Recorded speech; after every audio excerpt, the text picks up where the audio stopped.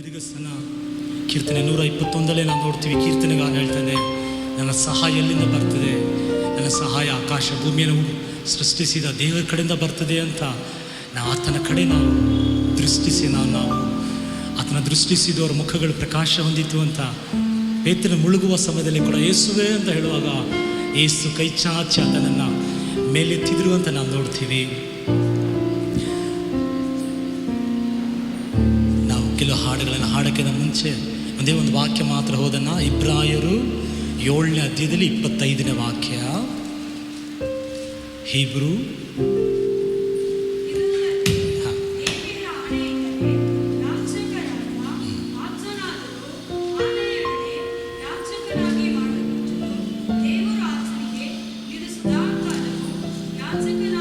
ಒಂದು ವಾಕ್ಯ ಮುಂದೆ ಓದಿ. ಆದ ಕಾರಣ ಆತನು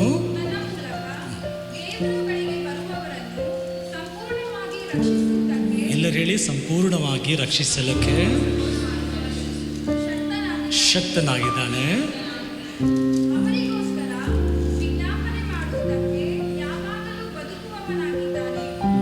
ಆಮೆನ್, ಹಲ್ಲೆಲೂಯಾ. ಆಗ ನಮ್ಮ ದೇವರು ಶಕ್ತನು, ಎಲ್ಲರಿಗೂ ಶಕ್ತನು. ಯಾವುದರಲ್ಲಿ ಶಕ್ತನು? ಎಂಥ ಪರಿಸ್ಥಿತಿಯಲ್ಲಿದ್ದರೆ ಕೂಡ, ಹೇಗಿದ್ದರೂ ಕೂಡ ನಮ್ಮನ್ನು ಬಿಡಿಸಲು ಶಕ್ತನಾಗಿದ್ದಾರೆ. ಆಮೇಲೆ ಆರೋಗ್ಯನ, ಕುಟುಂಬ ಜೀವಿತನ, ಹಣನ ಅದನ್ನು ನಂಬಬೇಕು. ನಾವು ಆ ವಾಕ್ಯ ಇಟ್ಟು ನೀವು ನಂಬಿದರೆ ನಿಮ್ಮನ್ನು ಬಿಡಿಸಲು ಶಕ್ತನ. ಆಮೇಲೆ ಆ ದೇವರಿಗಾಗಿ ಸ್ತೋತ್ರ ಮಾಡೋಣ. ನಾನು ನಿಮ್ಮನ್ನು ವಿಚಾರಿಸುವ ದೇವರಾಗಿರೋದ್ರಿಂದ ನಿಮ್ಮ ಚಿಂತೆನೆಲ್ಲ ನನ್ನ ಮೇಲೆ ಹಾಕಿ ಅಂತ ದೇವರು ಹೇಳಿದ್ದಾರೆ. ನಿಮ್ಮ ಚಿಂತೆ ಭಾರನೆಲ್ಲ ಆತನ ಮೇಲೆ ಹಾಕಿ ದೇವರೆಲ್ಲರೂ ಸೇರಿ ಸ್ತೋತ್ರ ಮಾಡೋಣ, ಕೃತಜ್ಞತೆ ಮಾಡೋಣ. Thank you Jesus, thank you Lord. ಎಲ್ಲರೂ ಸ್ತೋತ್ರ ಮಾಡಿ ಬಾಯಿ ತೆರೆದು ಈ ಕರ್ತನು ನೇಮಿಸಿದ ಜಯದ ದಿನಕ್ಕಾಗಿ ಚೆನ್ನಾಗಿ ಗಟ್ಟಿ ಶಬ್ದದಿಂದ ಹಲ್ಲೆಲೂಯಾ ರಾಶಾಂದಲಾರಾಂದುರಿಯಾ ಹಲ್ಲೆಲೂಯಾ ಹಲ್ಲೆಲೂಯಾ ಹುರವರಶಂದರ.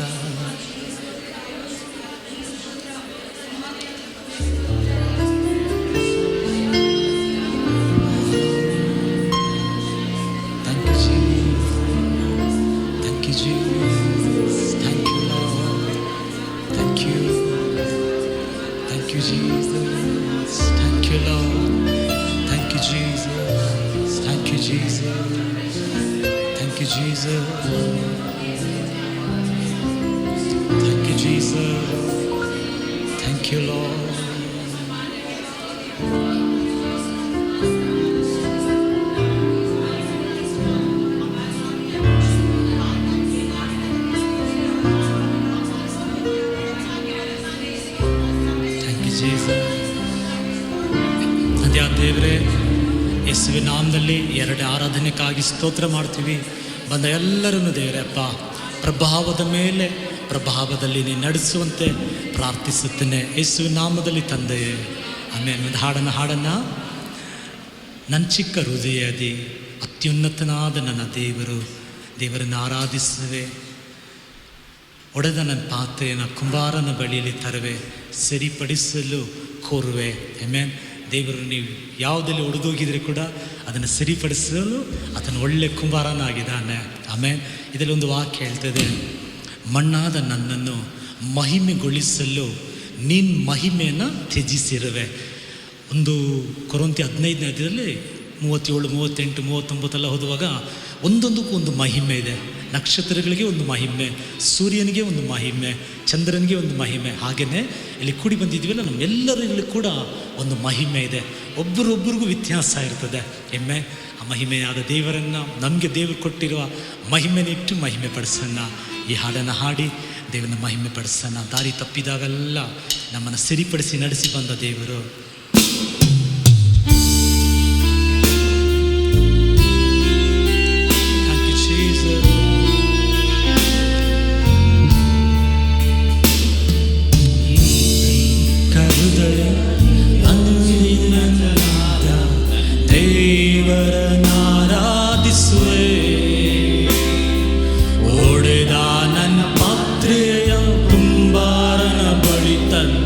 ಸರಿ ಮಾಡಲು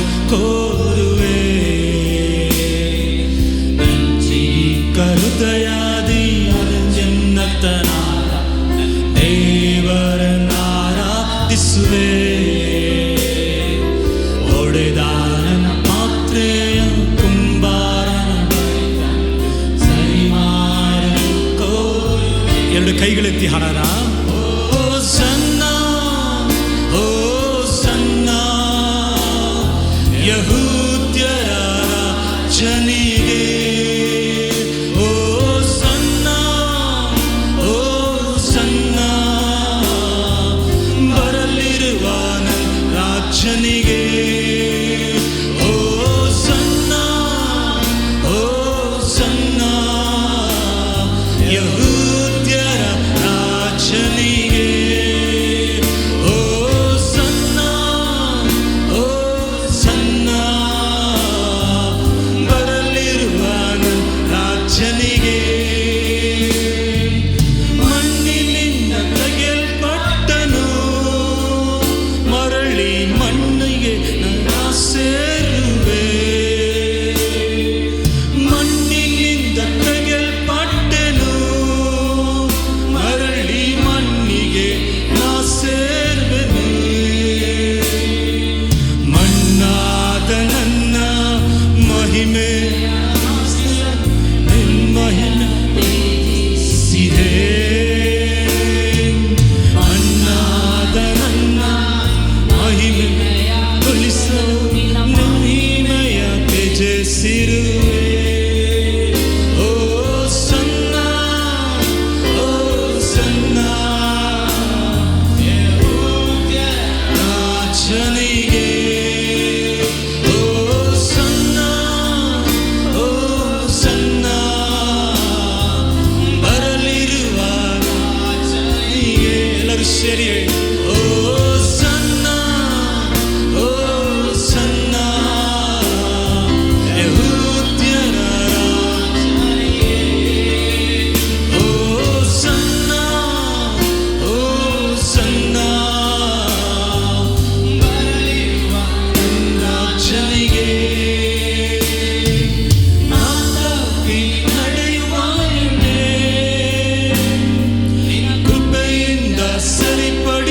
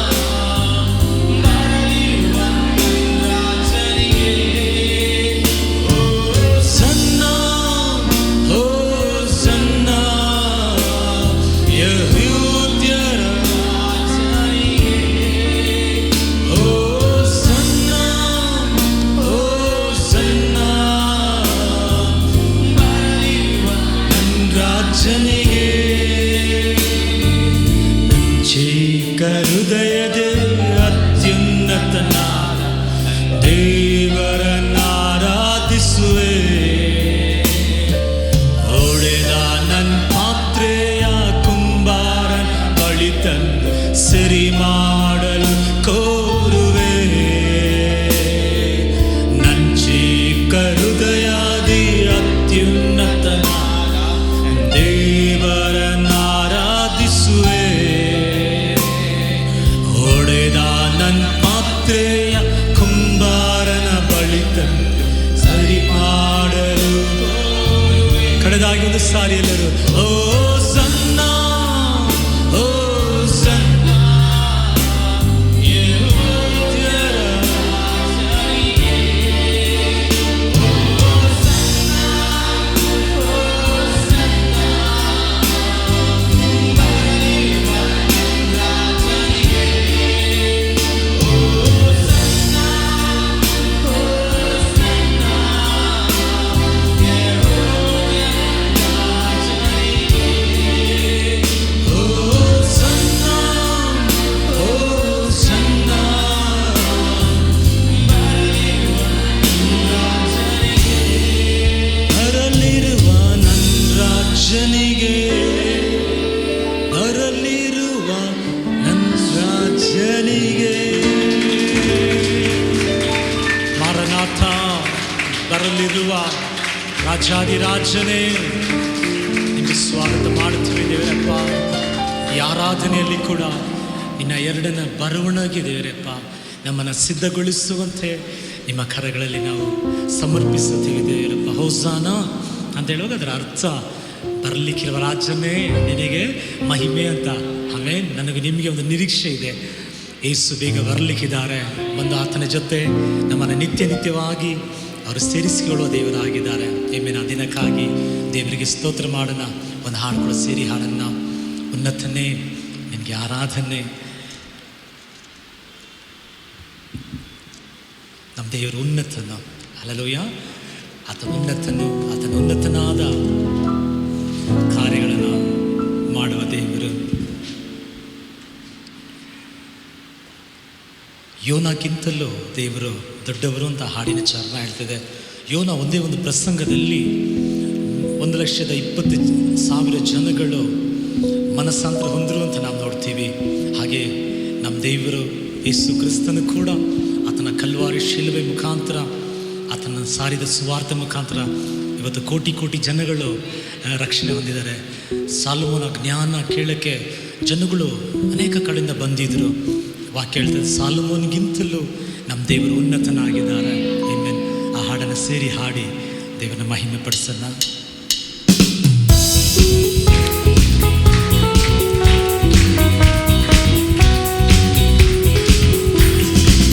ಉನ್ನತನೇ ಆರಾಧನೆ,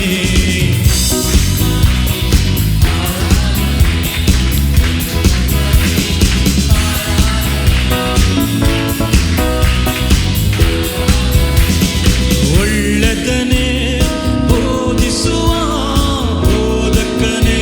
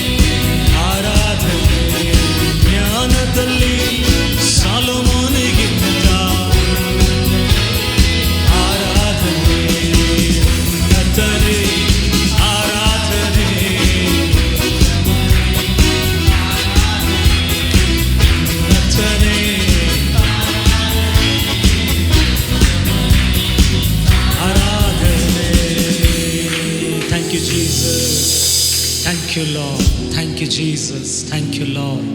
ನಮ್ಮ ದೇವರು ಉನ್ನತನಾಗಿರುವ ದೇವರು. ನಾವೆಲ್ಲರೂ ದೇವ್ರ ಮಕ್ಕಳು ಎದ್ದು ನಿಂತು ಒಂದು ಹಾಡನ್ನು ಕಳೆದ ವಾರ ಆ ಟಿ ವಿ ಸ್ವಲ್ಪ ಪ್ರಾಬ್ಲಮ್ ಆಗಿದೆ, ರಿಪೇರಿ ಮಾಡಿಸಿದೆ. ಕರೆಂಟ್ ಹೆಚ್ಚಾಗಿ ಆಗಿ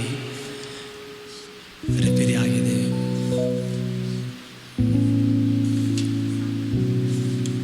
ಅದರಿಂದ ಹಾಡನ್ನು ಹಾಕೋಕ್ಕೆ ಸಾಧ್ಯವಾಗಲಿಲ್ಲ.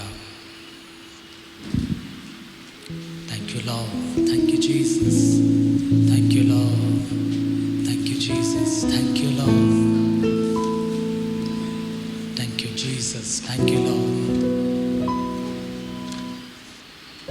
Thank you Jesus, thank you Lord, thank you Lord. ಯಾರಾದೊಬ್ಬರು ಪ್ರಾರ್ಥನೆ ಮಾಡಿ, ಥ್ಯಾಂಕ್ ಯು ಜೀಸಸ್.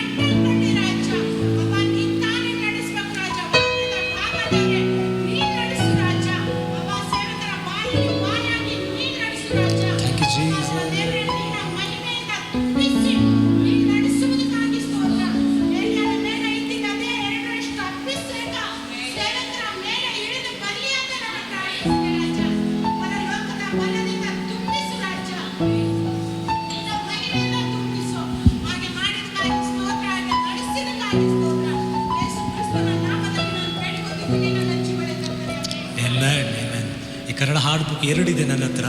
ಒಂದು ಮಿಸ್ಟೇಕಿಂದ ಬೇರೆ ಬುಕ್ ತಂದುಬಿಟ್ಟಿದ್ದೀನಿ, ಆದರೆ ನಂದೇ ತಪ್ಪು, ಸಾರಿ. ನಾನು ಹಾಡನ್ನು ನಿನ್ನ ಹೊಗಳಿ ಹಾಡುವೆ ನನ್ನ ಉನ್ನತ ಆಶ್ರಯ. ಇವೆನ್ ಎಲ್ಲರೂ ಸೇರಿ ಹೇಳಿ, ನಿನ್ನ ಹೊಗಳಿ ನನ್ನ ಹಾಡುವೆ ನನ್ನ ಉನ್ನತ ಆಶ್ರಯ, ನನ್ನ ಉನ್ನತ ಸ್ಥಾನದಲ್ಲಿ ದೃಢವಾಗಿ ಇರಿಸುವೆ. ಬಂಡೆಯಿಂದ ಜೇನು, ಗಿರಿಯಿಂದ ಎಣ್ಣೆ ದೊರೆಯುವಂತೆ ಮಾಡುವೆ. ಆಮೆನ್. ಈ ಹಾಡನ್ನು ಸೇರಿ ಹಾಡನ್ನು ದೇವ್ರ ತಾನೇ ಆರಾಧನೆ.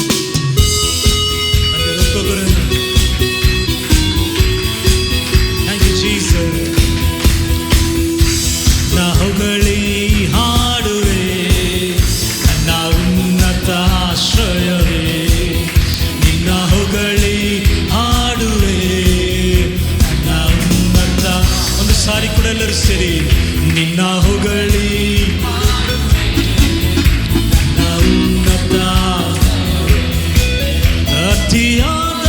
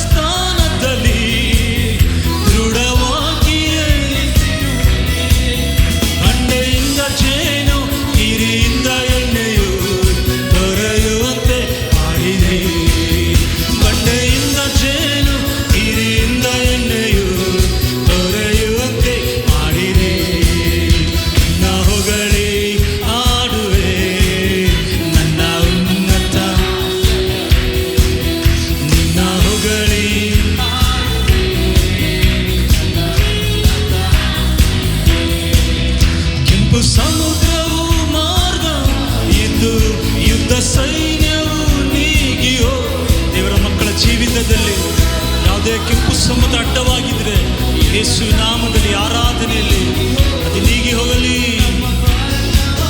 ನಮ್ಮ ಭುಜ ಬಲವೇ ಜಯ ಹೊಂದುವೆ ನಿಮ್ಮಲ್ಲೇ, ನಮ್ಮ ಪರಾಕ್ರಮವೇ ನಮ್ಮ ಜಯ ಹೊಂದುವೆ ನಿಮ್ಮಲ್ಲೇ. ನಿನ್ನ ಹೊಗಳಿ ಹಾಡುವೆ ನನ್ನ ಉನ್ನತ,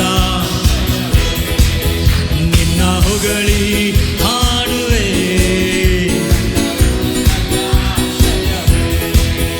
ಅತಿಯಾದ ಪ್ರಣವ ಬಂದರು ಬಿರುಗಾಳಿಯು,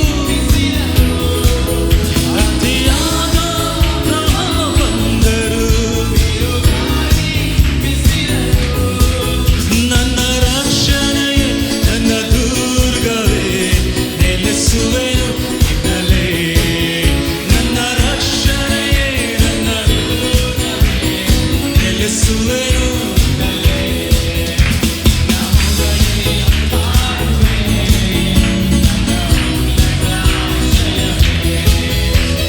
ಹೊಗಳಿ ಹಾಡುವೆ ನನ್ನ ಉನ್ನತ, ನಂಬಿಕೆಯಿಂದ ನನ್ನ ಉನ್ನತ ಸ್ಥಾನದಲ್ಲಿ ದೃಢವಾಗಿ ಇರಿಸಿರುವೆ. ನನ್ನ ಉನ್ನತ ಸ್ಥಾನದಲ್ಲಿ ದೃಢವಾಗಿಯೇ ಬಂಡೆಯಿಂದ ಜೇನು ಹಿರಿಯಿಂದ ಎಣ್ಣೆಯು ದೊರೆಯುವಂತೆ,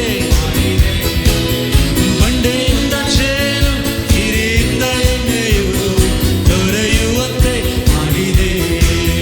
ನಿನ್ನ ಹೊಗಳಿ ಹಾಡುವೆ ನನ್ನ ಉನ್ನತ,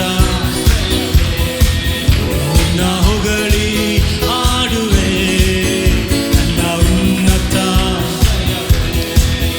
ಕೆಂಪು ಸಮುದ್ರವು ಮಾರ್ಗವಾಯಿತು, ಯುದ್ಧ ಸೈನ್ಯವು ನೀಗಿ ಹೋಯಿತು. ಕೆಂಪು ಸಮುದ್ರವು ಮಾರ್ಗವಾಯಿತು, ಯುದ್ಧ ಸೈನ್ಯವು. ನಮ್ಮ ಪರಾಕ್ರಮವೇ ನಮ್ಮ ಭುಜ ಬಲವೇ ಜಯ ಹೊಂದುವೆ. ನಮ್ಮ ಪರಾಕ್ರಮವೇ ಜಯ ಹೊಂದುವೆ ನಿಮ್ಮಲ್ಲೇ. ನಿನ್ನ ಹೊಗಳಿ ಹಾಡುವೆ ಉನ್ನತ ಆಶ್ರಯವೇ, ನಿನ್ನ ಹೊಗಳಿ ಹಾಡುವೆ ನನ್ನ ಉನ್ನತ, ನಿನ್ನ ಹೊಗಳಿ ಹಾಡುವೆ ನನ್ನ ಉನ್ನತ, ನಿನ್ನ ಹೊಗಳಿ ಹಾಡುವೆ ನನ್ನ ಉನ್ನತ, ನಿನ್ನ ಹೊಗಳಿ ಹಾಡುವೆ ನನ್ನ ಉನ್ನತ, ನಿನ್ನ ಹೊಗಳಿ ಹಾಡುವೆ ನನ್ನ ಉನ್ನತ, ನಿನ್ನ ಹೊಗಳಿ ಹಾಡುವೆ ನನ್ನ ಉನ್ನತ, ನಿನ್ನ ಹೊಗಳಿ ಹಾಡುವೆ.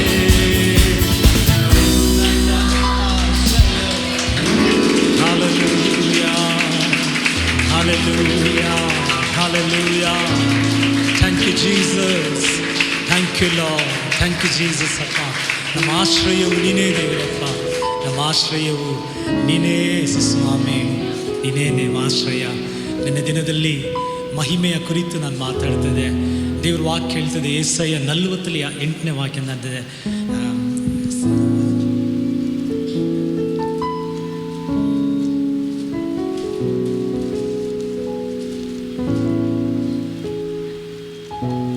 ಯೆಶಾಯ 40ನೇ ಅಧ್ಯಾಯ.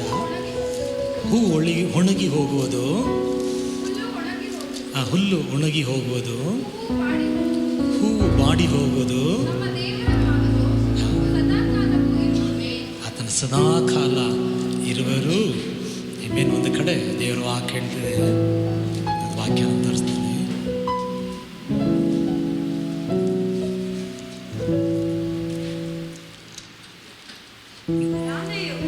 ನನ್ನ ಯೆಹೋವನು, ಇದೇ ನನ್ನ ನಾಮವು, ನನ್ನ ಮಹಿಮೆಯನ್ನು.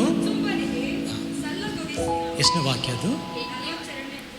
42ನೇ ಅಧ್ಯಾಯದಲ್ಲಿ 8ನೇ ವಾಕ್ಯದಲ್ಲಿ ಇಲ್ಲಿ ನೀವು ನೋಡುವಾಗ ದೇವರು ಹೇಳ್ತಾರೆ, ನನ್ನ ಯೆಹೋವನು ನನ್ನ ಮಹಿಮೆಯನ್ನು ಬೇರೆ ಯಾರಿಗೂ ಸಲ್ಲಗೊಳಿಸೇನು ಅಂತ ದೇವರ ವಾಕ್ಯ ಹೇಳಿದ್ರೆ, ಹಾಗೆ ಆ ವಾಕ್ಯ ಹೇಳಿದ್ರೆ. ಆದರೆ ಒಂದು ಸಮಯದಲ್ಲಿ ನೀವು ನೋಡುವಾಗ ರೋಮಪುರದಲ್ಲಿ ಬರೆದಿರೋ ಪತ್ರಿಕೆಯಲ್ಲಿ ನಾವು ನೋಡ್ತೀವಿ, ಎಲ್ಲರೂ ಪಾಪ ಮಾಡಿ ದೇವರ ಮಹಿಮೆನ ಕಳ್ಕೊಂಡ್ರು ಅಂತ ವಾಕ್ಯ ಹೇಳ್ತದೆ. ಆದರೆ ಆ ಕಳ್ಕೊಂಡಿರುವ ಮಹಿಮೆಯನ್ನು ನನಗೂ ನಿಮಗೆ ದೇವರು ಹಿಂತಿರುಗಿ ಕೊಟ್ಟಿದ್ದಾರೆ.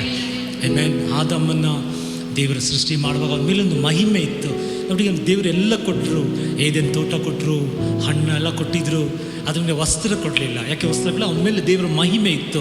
ಅವನು ಪಾಪ ಮಾಡಿದ ಮೇಲೇ ಆ ಮಹಿಮೆ ಕಳ್ಕೊಬಿಟ್ಟ. ಇವತ್ತು ನನಗೂ ನಿಮಗೆ ದೇವರು ತನ್ನ ಮಹಿಮೆಯನ್ನು ಕೊಟ್ಟಿದ್ದಾರೆ. ಆಮೆನ್. ಈ ಮಹಿಮೆ ಅಂತ ಹೇಳುವಾಗ ಕೀರ್ತನೆ 8 ನಾವು ನೋಡ್ತೀವಿ, ಮಹಿಮೆ ಘನತೆ ಎಂಬ ಕಿರೀಟವನ್ನು ಕೊಟ್ಟಿದ್ದಾರೆ ಅಂತೆ. ಹಲ್ಲೆಲೂಯಾ. ಆಗ ನಾವೆಲ್ಲರೂ ಸ್ಪೆಷಲ್ಲು. ನಾನು ಆವಾಗಲೇ ಹೇಳಿದ ಹಾಗೆ 1 ಕೊರಿಂಥಿ 15ನೇ ಅಧ್ಯಾಯದಲ್ಲಿ 37, 38, 31, 9 ವಾಕ್ಯಗಳು. ನಕ್ಷತ್ರಗಳಿಗೆ ಒಂದು ಮಹಿಮೆ ಇದೆ, ಚಂದ್ರನಿಗೆ ಒಂದು ಮಹಿಮೆ ಇದೆ, ಸೂರ್ಯನಿಗೆ ಒಂದು ಮಹಿಮೆ ಇದೆ. ಹಾಗೆಯೇ ನೋಡಿ, ಇಲ್ಲಿ ಕೂಡಿ ಬಂದ ನಮ್ಮೆಲ್ಲರಲ್ಲೂ ಕೂಡ ಒಬ್ಬೊಬ್ಬರು ವ್ಯತ್ಯಾಸವಾದ ಮಹಿಮೆ ಇದೆ. ಎಲ್ಲ ನೋಡಿ, ಪೌಲ್ ಬದನ್ ಚಿಕ್ಕ ಮಗು ಕೈಯಲ್ಲಿ ಹಿಡಿದಿದ್ದಾರೆ, ಆ ಮಗು ಮೇಲೆ ಕೂಡ ಒಂದು ಮಹಿಮೆ ಇದೆ.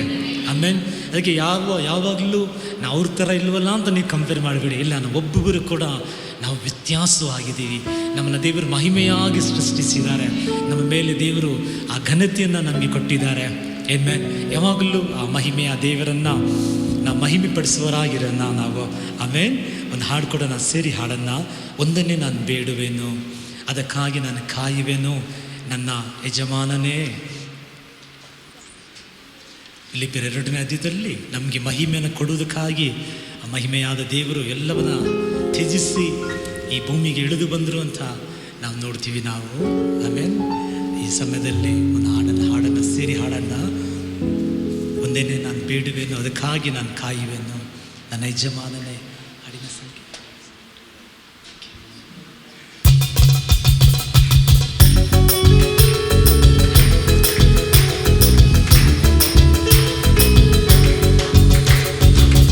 ಒಂದನ್ನೇ ಬೇಡುವೆನು, ಅದಕ್ಕಾಗಿ ಕಾಯುವೆನು ನನ್ನ ಯಜಮಾನನೇ.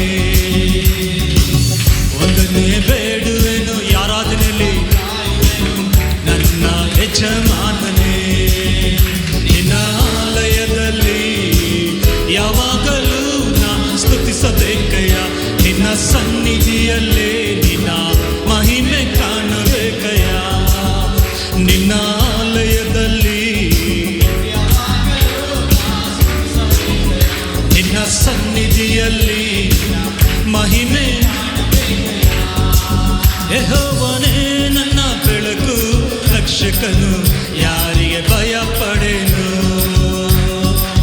ಪ್ರಾಣದ ಆಧಾರ ಯೆಹೋವನಿರಲು ಯಾರಿಗೆ ಅಂಜುವೆನು.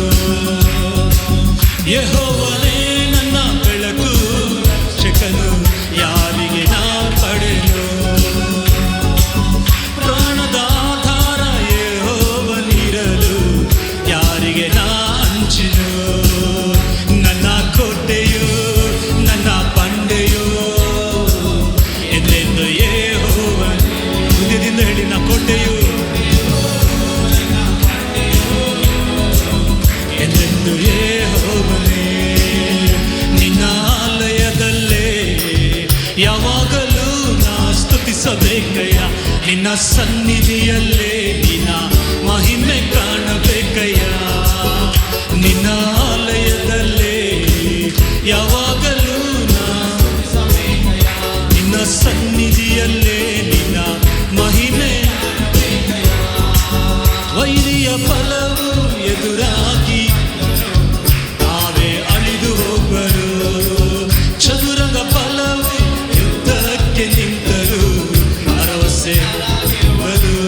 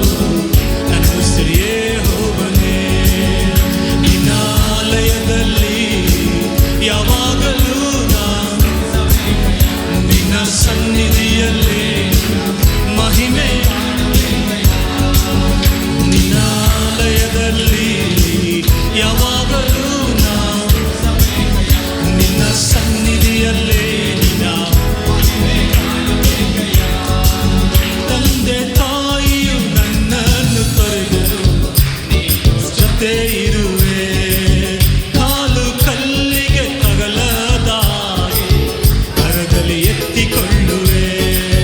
ತಂದೆ ತಾಯಿಯು ನನ್ನನ್ನು ನೀನೇ ಜೊತೆ ಇರುವೆ, ಕಾಲು ಕಲ್ಲಿಗೆ ತಗಲದ ನನ್ನ ಆಸೆಯು ನನ್ನ ಎಂದೆಂದು ಯೆಹೋವನೇ, ನನ್ನ ಆಸೆಯು ಆಯ್ಕೆಯು ಎಂದೆಂದು ನಿನ್ನ ಆಲಯದಲ್ಲಿ ಯಾವಾಗಲೂ ನಿನ್ನ ಸನ್ನಿಧಿಯಲ್ಲೇ ನಿನ್ನ ಮಹಿಮೆ ಕಾಣಬೇಕಯ್ಯ. ನಿನ್ನ ಆಲಯದಲ್ಲಿ ಯಾವಾಗಲೂ ನಿನ್ನ ಸನ್ನಿಧಿಯಲ್ಲೇ ನಿನ್ನ ಮಹಿಮೆ ಕಾಣಬೇಕಯ್ಯ. ನಿನ್ನ ಆಲಯದಲ್ಲಿ ಯಾವಾಗಲೂ ನಿನ್ನ ಸನ್ನಿಧಿಯಲ್ಲಿ ನಿನ್ನ ಮಹಿಮೆ, ನಿನ್ನ ಆಲಯದಲ್ಲಿ ಯಾವಾಗಲೂ ನಿನ್ನ ಸನ್ನಿಧಿಯಲ್ಲಿ ಮಹಿಮೆ ಕಾಣಬೇಕಯ್ಯ. ನಿನ್ನ ಆಲಯದಲ್ಲಿ ನಿನ್ನ ಸನ್ನಿಧಿಯಲ್ಲಿ ನಿನ್ನ ಮಹಿಮೆ, ನಿನ್ನ ಸನ್ನಿಧಿಯಲ್ಲೇ ನಿನ್ನ ಮಹಿಮೆ, ನಿನ್ನ ಸನ್ನಿಧಿಯಲ್ಲೇ ನಿನ್ನ ಮಹಿಮೆ, ಮಹಿಮೆ ಮಹಿಮೆ ಮಹಿಮೆ ಮಹಿಮೆ ಯೇಸುವೇ, ನಿಮಗೆ ಮಹಿಮೆ ಮಹಿಮೆ, ನಿಮಗೆ ಮಹಿಮೆ ದೇವರೇ, ನಿಮಗೆ ಮಹಿಮೆ ಮಹಿಮೆ ಮಹಿಮೆ ದೇವರೇ, ಮಹಿಮೆ ಮಹಿಮೆ ಸಪ್ಪ, ನಿಮಗೆ ಮಹಿಮೆ. ಈ ವಾಕ್ಯ ಹೇಳ್ತಾರೆ ನೋಡಿ, ತಂದೆ ತಾಯಿ ಒಂದು ವೇಳೆ ನನ್ನ ತೊರೆದರೂ ನೀನೇ ನನ್ನ ಜೊತೆ ಇರುವೆ, ಕಾಲು ಕಲ್ಲಿಗೆ ತಗಲದ ಹಾಗೆ ಕರದಲ್ಲಿ ನೀ ಎತ್ತಿಕೊಳ್ಳುವೆ. ಆಮೆನ್. ಇದು ನಿಜ, ಇದು ಸತ್ಯ. ಎಷ್ಟೋ ಸಮಯದಲ್ಲಿ, ಕೆಲವು ಸಮಯದಲ್ಲಿ ತಂದೆ ತಾಯಿ ಒಂದು ಮಗುನ ಪ್ಲ್ಯಾನ್ ಮಾಡಿರೋದಿಲ್ಲ, ಆದರೂ ಆಕಸ್ಮಿಕವಾಗಿ ಮಗು ಹುಟ್ಟಿದರೆ ಕೂಡ ನಾನು ಕೇಳಿಸ್ಕೊಂಡಿದ್ದೀನಿ, ಒಬ್ಬರು ಹೇಳಿದ್ರು ಹಾಗೆ ನಮಗೆ ಅವ್ರಿಗೆ ಆಪ್ರೇಷನ್ ಆಗಿತ್ತು, ಮಗು ಆಗಬಾರ್ದು ಅಂತ. ಕೆಲವು ವರ್ಷ ಆದಮೇಲೆ ಅವರಿಗೆ ಮಗು ಆಯಿತು. ಆಗ ಅವರು ನಮಗೆ ಈ ಐಡಿಯಾನೇ ಇರಲಿಲ್ಲ ಈ ಮಗು, ಆದರೆ ದೇವರು ನಮಗೆ ಈ ಮಗು ಹುಟ್ಟಿತ್ತು ಅಂತ ಹಾಗೆ ಒಂದು ಬೇಸರ ಪಟ್ಕೊಂಡ್ರು ನೋಡಿ. ಕೆಲವು ಸಮಯದಲ್ಲಿ ಹಾಗೆ ಒಂದು ವೇಳೆ ತೊರೆದು ಬಿಟ್ಟರೆ ಕೂಡ ದೇವರು ಸೇರಿಸಿಕೊಳ್ಳುವ ದೇವರು. ಅಮೆರಿಕದಲ್ಲಿ ಕೂಡ ಒಂದು ಪಿಯಾನೋ ಬಾರಿಸ್ತಾರೆ, ಅವರು ದೊಡ್ಡ ಸೇವಕರಾಗಿದ್ದಾರೆ. ಅವ್ರ ಜೀವಿತದಲ್ಲಿ ಹಾಗೆಯೇ ಅವ್ರ ತಾಯಿ ಬೇಡ ಅಂತ ಅಲ್ಲಿ ಅವರು ಬಿಸಾಕ್ಬಿಟ್ರಂತೆ, ಯಾರೋ ತಗೊಂಡು ಅವ್ರನ್ನ ಸಾಕಿದ್ರು. ಇವತ್ತು ದೊಡ್ಡ ಒಂದು ಆಸ್ಕರ್ ಅವಾರ್ಡು ಹೊಂದಿದ್ದಾರೆ. ಆಸ್ಕರ್ ಅವಾರ್ಡ್ ಅಂದರೆ ಅದೇ ಅಮೆರಿಕದಲ್ಲಿ ದೊಡ್ಡ ಅವಾರ್ಡ್, ಅದನ್ನು ಹೊಂದಿದ್ದಾರೆ. ಹಲ್ಲೆಲೂಯಾ. ಒಂದು ಸಾರಿ ಎಲ್ಲರೂ ನಾವು ಕಣ್ಗಳು ಮುಚ್ಚಿ ಎರಡು ಕೈಗಳನ್ನು ಎತ್ತಿ, ಒಂದು ವೇಳೆ ನಿಮ್ಮ ಸ್ಕೂಲಿಂದ ಒಂದು ಸಂದರ್ಭದಲ್ಲಿ ನಿಮ್ಮನ್ನು ತೊರೆದು ಬಿಟ್ಟಿರ್ಬೋದು, ನಿಮ್ಮಲ್ಲಿ ಯಾವುದೋ ಒಂದು ಆಟದಲ್ಲಿ, ಕ್ರಿಕೆಟಲ್ಲೋ ಫುಟ್ಬಾಲಲ್ಲೋ ಯಾವುದೋ ಒಂದು ವಿಷಯದಲ್ಲಿ ನಿಮ್ಮ ತೊರೆದು ಬಿಟ್ಟಿರ್ಬೋದು. ಕೆಲವು ಸಮಯದಲ್ಲಿ ನಿಮ್ಮ ತಂದೆ ತಾಯಿ ಯಾಕಾದರೂ ನೀನು ಹುಟ್ಟಿದೆಯೋ, ನಿನ್ನ ದಂಡ, ನಿನ್ನ ಪ್ರಯೋಜನ ಇಲ್ಲ ಅಂತ ಕೂಡ ಹೇಳಿರ್ಬೋದು. ಯಾರೇನು ಹೇಳಿದರೂ ಕೂಡ ಪರವಾಗಿಲ್ಲ, ನಮ್ಮ ದೇವರು ನಮ್ಮನ್ನು ತೊರೆಯುವುದಿಲ್ಲ. ನಮ್ಮ ದೇವರು ನಮ್ಮನ್ನು ಸೇರಿಸಿಕೊಳ್ಳುವ ದೇವರು. ನಮ್ಮೆಲ್ಲರ ಮೇಲೆ ಕೂಡ ದೇವರು ಉದ್ದೇಶ ಇಟ್ಟಿದ್ದಾರೆ. ಈ ಭೂಮಿಗಿಂತ ಆಕಾಶ ಎಷ್ಟು ಉನ್ನತವೋ ಅಷ್ಟು ಉನ್ನತವಾದ ದೇವರು ನಮ್ಮ ಮೇಲೆ ಇಟ್ಟಿರೋದ್ರಿಂದ ಆ ದೇವರ ಸನ್ನಿಧಿಯಲ್ಲಿ ನಾವು ಬಂದಿದ್ದೀವಿ. ನಮಗೆ ಒಂದೇ ಒಂದು ಆಸೆ ಇರಲಿ, ಅದು ಯಾವಾಗಲೂ ಆತನ ಸನ್ನಿಧಿಯಲ್ಲಿ ಸಮಯವನ್ನು ಕಳೆಯುವಂತೆ ದೇವರು ನಮಗೆ ಸಮಯ ಕಳಲಿ. ಕೈಗಳೆತ್ತಿ ಒಂದು ಸಾರಿ ಕೂಡ ಯಾರೆಲ್ಲ ನೀವು ಯಾವುದಾದ್ರೂ ಪರಿಸ್ಥಿತಿಯಲ್ಲಿ ನಿಮ್ಮನ್ನು ನೀವು ರಿಜೆಕ್ಟ್ ಆಗಿದ್ದೀರಾ, ನಿಮ್ಮ ಕುಟುಂಬದವರೇ ನಿಮ್ಮನ್ನು ದೂರ ಮಾಡಿದಾರಾ, ಏನು ಯೋಚನೆ ಮಾಡಬೇಡಿ. ದೇವರು ಅಂಥವ್ರಿಗೂ ನಿಮ್ಮನ್ನೊಂದು ಆಶೀರ್ವಾದವಾಗಿ ಇಡ್ತಾರೆ. ನಾವು ಅವ್ರನ್ನ ಯಾವತ್ತೂ ಅವ್ರ ಬಗ್ಗೆ ತಪ್ಪಾಗಿ ಹೇಳೋದು ಬೇಡ. ಅಂಥವ್ರನ್ನ ಕೂಡ ಅಂಥವ್ರ ಮುಂದೆ ನಿಮ್ಮನ್ನು ಉನ್ನತಪಡಿಸಿ ತೋರಿಸ್ಲಿಕ್ಕೆ ನಮ್ಮ ದೇವರು ನಮ್ಮ ಜೊತೆ ಇದ್ದಾರೆ. ಕೈಗಳೆತ್ತಿ ಆ ದೇವನ ನೋಡಿ ಹೇಳೋಣ, ತಂದೆ ತಾಯಿಯು ನನ್ನನ್ನು ನೀನೇ ಜೊತೆ, ಕಾಲು ಕಲ್ಲಿಗೆ ತಗಲಾದ ಕರದಲ್ಲಿ ತಂದೆ ತಾಯಿಯು ನನ್ನನ್ನು ನೀನು ಜೊತೆ, ಕಾಲು ಕಲ್ಲಿಗೆ ತಗಲಾದ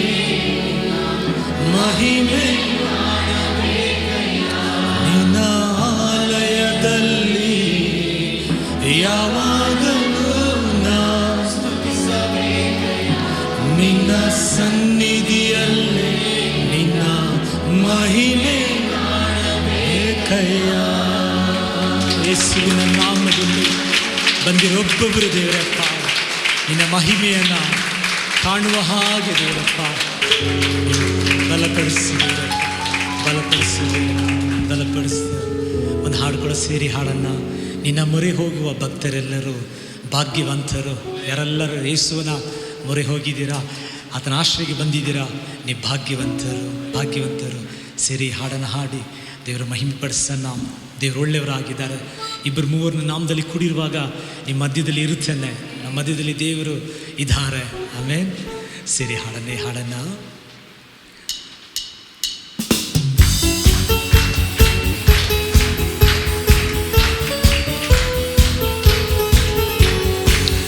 ಮೊರೆ ಹೋಗುವ ಭಕ್ತರೆಂದಿಗೂ ಭಾಗ್ಯವಂತರು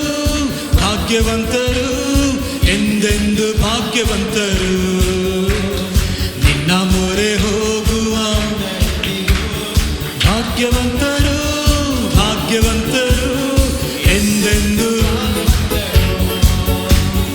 ಹಲ್ಲೆಲೂಯಾ ಭಾಗ್ಯ, ಹಲ್ಲೆಲೂಯಾ. ಯಾರಾದಲ್ಲಿ ಬಂದಿರೋ ಭಾಗ್ಯವಂತರು, ಭಾಗ್ಯ.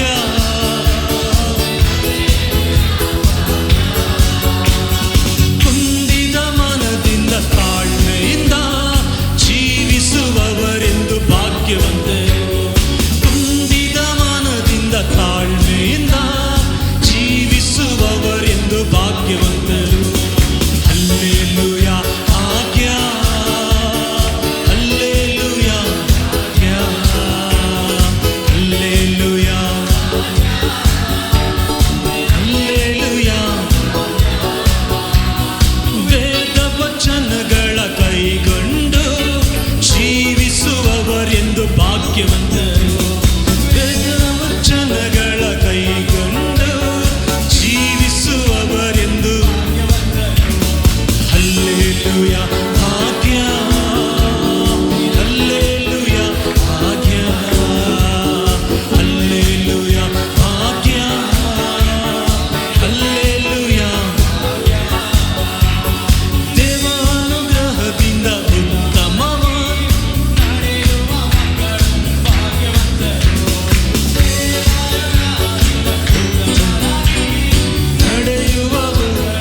ಭಾಗ್ಯವಂತರು. ಅಲ್ಲೇ ಭಾಗ್ಯ, ಹಲ್ಲೆಲೂಯಾ ಹಲ್ಲೆಲೂಯಾ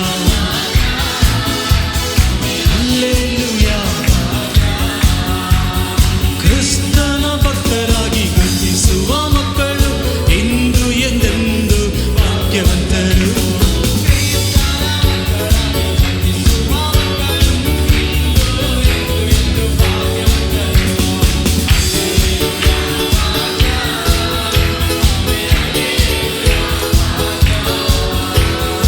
ಹಲ್ಲೆಲೂಯಾ ಹಲ್ಲೆಲೂಯಾ ಭಾಗ್ಯ. ನಿನ್ನ ಮೊರೆ ಹೋಗುವ ಭಕ್ತರೆಂದಿಗೂ ಭಾಗ್ಯವಂತರು ಎಂದೆಂದು ಭಾಗ್ಯವಂತರು. ನಿನ್ನ ಮೊರೆ ಹೋಗುವ ಭಾಗ್ಯವಂತರು ಎಂದೆಂದು. ಹಲ್ಲೆಲೂಯಾ ಭಾಗ್ಯ, ಹಲ್ಲೆಲೂಯಾ ಭಾಗ್ಯ, ಹಲ್ಲೆಲೂಯಾ ಭಾಗ್ಯ, ಹಲ್ಲೆಲೂಯಾ ಭಾಗ್ಯ, ಹಲ್ಲೆಲೂಯಾ ಭಾಗ್ಯ, ಹಲ್ಲೆಲೂಯಾ ಭಾಗ್ಯ, ಹಲ್ಲೆಲೂಯಾ.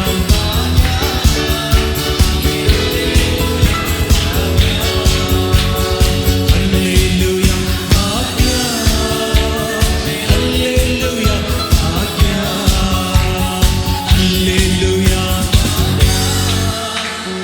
ಹಲ್ಲೆಲೂಯಾ. ಬಂದಿರೋರು ಎಲ್ಲರೂ ಕೂಡ ನೀ ಧನ್ಯರು, ನೀ ಭಾಗ್ಯವಂತರು. Thank you Lord, thank you Jesus, thank you Lord, thank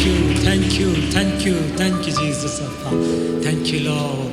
Routh 2ನೇ ಅಧ್ಯಾಯದಲ್ಲಿ 12ನೇ ವಾಕ್ಯ ಯಾರಾದರೂ ಒಬ್ಬರು ಓದಿ. ರೂತ್ 2ನೇ ಅಧ್ಯಾಯದಲ್ಲಿ 12ನೇ ವಾಕ್ಯ.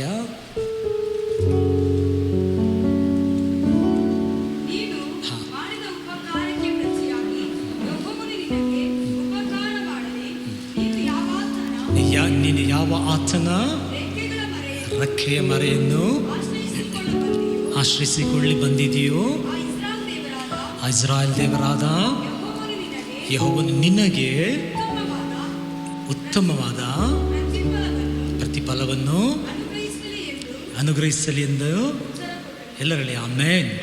ಈ ಸೆಪ್ಟೆಂಬರ್ ತಿಂಗಳಲ್ಲಿ ದೇವರು ಇವತ್ತು ಈ ಆರಾಧನೆಯಲ್ಲಿ ಆ ದೇವರ ಆಶ್ರಯಕ್ಕೆ ಬಂದಿದ್ದೀರಾ.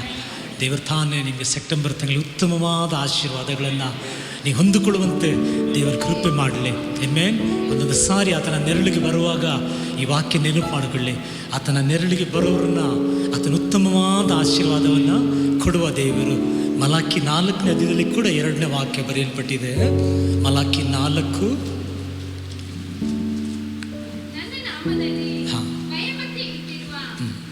ನಿಮಗೋ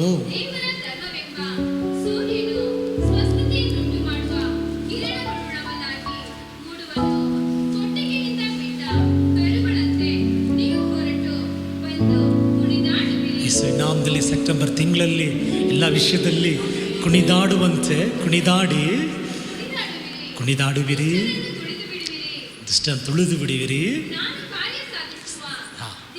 ಸಾಕು. ಆಗ ದೇವರು ತಾನೇ ನೀವು ಇವತ್ತು ದೇವರ ಆಶ್ರಯಕ್ಕೆ ಬಂದಿರುವ ಆತನ ನಂಬಿರುವ ಒಬ್ಬೊಬ್ಬರು ಕೂಡ ಸೆಪ್ಟೆಂಬರ್ ತಿಂಗಳಲ್ಲಿ ನೀವು ಉಲ್ಲಾಸಿಸುವಂಥ ದೇವರು ನಿಮಗೆ ಸಹಾಯ ಮಾಡಲಿ. ಹಾಗೆ 2 ಕೈಗಳೆತ್ತಿ ಒಂದು ಸಾರಿ ಕೂಡ ನಾವು ದೇವರನ್ನು ಕೆಲವು ಚರಣಗಳದರಿಂದ ನಾವು ಸೇರಿ ಹಾಡೋಣ. ನಾವು ನಿನ್ನ ಮೊರೆ ಹೋಗುವ ಎಂದಿಗೂ ಭಾಗ್ಯವಂತರು ಎಂದೆಂದು ನಿನ್ನ ಮೊರೆ ಹೋಗುವ ಎಂದಿಗೂ ಭಾಗ್ಯವಂತರು ಎಂದೆಂದು. Hallelujah hallelujah hallelujah hallelujah. ವೇದ ವಚನಗಳ ಕೈಗೊಂಡು ಜೀವಿಸುವವರೆಂದು ಭಾಗ್ಯವಂತರು. ವೇದ ವಚನಗಳ ಜೀವಿಸುವವರೆಂದು ಭಾಗ್ಯವಂತರು. ಹಲ್ಲೆಲೂಯಾ ಹಲ್ಲೆಲೂಯಾ ಭಾಗ್ಯ. Hallelujah hallelujah. ದೇವಾನುಗ್ರಹದಿಂದ ಉತ್ತಮವಾಗಿ ನಡೆಯುವ ಮಕ್ಕಳೆಲ್ಲ ಭಾಗ್ಯವಂತರು. ದೇವಾನುಗ್ರಹದಿಂದ ಉತ್ತಮವಾಗಿ ನಡೆಯುವ ಮಕ್ಕಳೆಲ್ಲ ಭಾಗ್ಯವಂತರು. ಹಲ್ಲೆಲೂಯಾ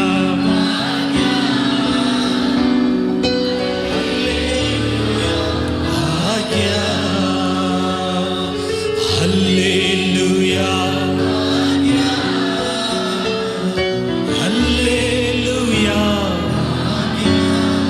ನಿನ್ನ ಮೊರೆ ಹೋಗುವ ಎಂದಿಗೂ ಭಾಗ್ಯವಂತರು ಎಂದೆಂದು ಎಂದೆಂದು ಎಂದೆಂದು ತರು. Thank you Jesus, thank you Lord. ವಂದನೆ ಸ್ವಾಮಿ. ನಾವು ನಂಬುತ್ತೇವೆ ದೇವರಪ್ಪ, ಹಾಡಿದ ಒಂದೊಂದು ಚರಣದಂತೆ ನಿನ್ನ ಮೊರೆ ಹೊಕ್ಕಿರೋ ಒಬ್ಬೊಬ್ಬರು ಕೂಡ ಈ ಆರಾಧನೆಯಲ್ಲಿ ಧನ್ಯರಾಗಿ ಭಾಗ್ಯವಂತರಾಗಿರುವುದಕ್ಕಾಗಿ ನನ್ನ ದೇವರಿಗೆ ಕೃತಜ್ಞತೆ ಮಾಡ್ತೀನಿ ದೇವರಪ್ಪ, ಕೃತಜ್ಞತೆ ಮಾಡ್ತೀನಿ. ವಾಕ್ಯದಲ್ಲಿ ನಮ್ಮೊಟ್ಟಿಗೆ ಮಾತಾಡು ದೇವರಪ್ಪ. ತಿಳಿದಿರುವ ರಹಸ್ಯಗಳನ್ನು ಗೋಚರಪಡಿಸು. ಹುಟ್ಟಿದವನ್ನು ವೆಡ್ಡಿಂಗ್ ಆ್ಯನಿವರ್ಸರಿನ ಆಚರಿಸುವ ನಮ್ಮ ಮಧ್ಯದಲ್ಲಿ ಹೊಸದಾಗಿ ಯಾರು ಬಂದಿದ್ದರೆ ಅವ್ರನ್ನ ವಿಶೇಷವಾಗಿ ದೇವರಪ್ಪ ಅನುಗ್ರಹಿಸು ದೇವರಪ್ಪ, ಅನುಗ್ರಹಿಸು. ಯೇಸುವಿನ ನಾಮದಲ್ಲಿ ತಂದೆಯೇ ಆಮೇನ್. ಕೊರೋನಾ ಸಮಯದಲ್ಲಿ 2ನೇ ಸರ್ವಿಸ್ ಬಂದಿರೋ ಪ್ರತಿಯೊಬ್ಬರಿಗಾಗಿ ನಾನು ದೇವರಿಗೆ ಸ್ತೋತ್ರ ಮಾಡ್ತೀನಿ. ಹೊಸದಾಗಿ ಬ್ರದರ್ ಒಬ್ಬರು ಬಂದಿದ್ದಾರೆ, ಜಬಾರ್, ಹೊಸದಾಗಿ ಬಂದಿದ್ದೀರಾ. ನಾವು ಕೈಗಳು ಚಪ್ಪಳ ಹಾಕಿ ಅದನ್ನ ಸ್ವಾಗತ ಮಾಡೋಣ.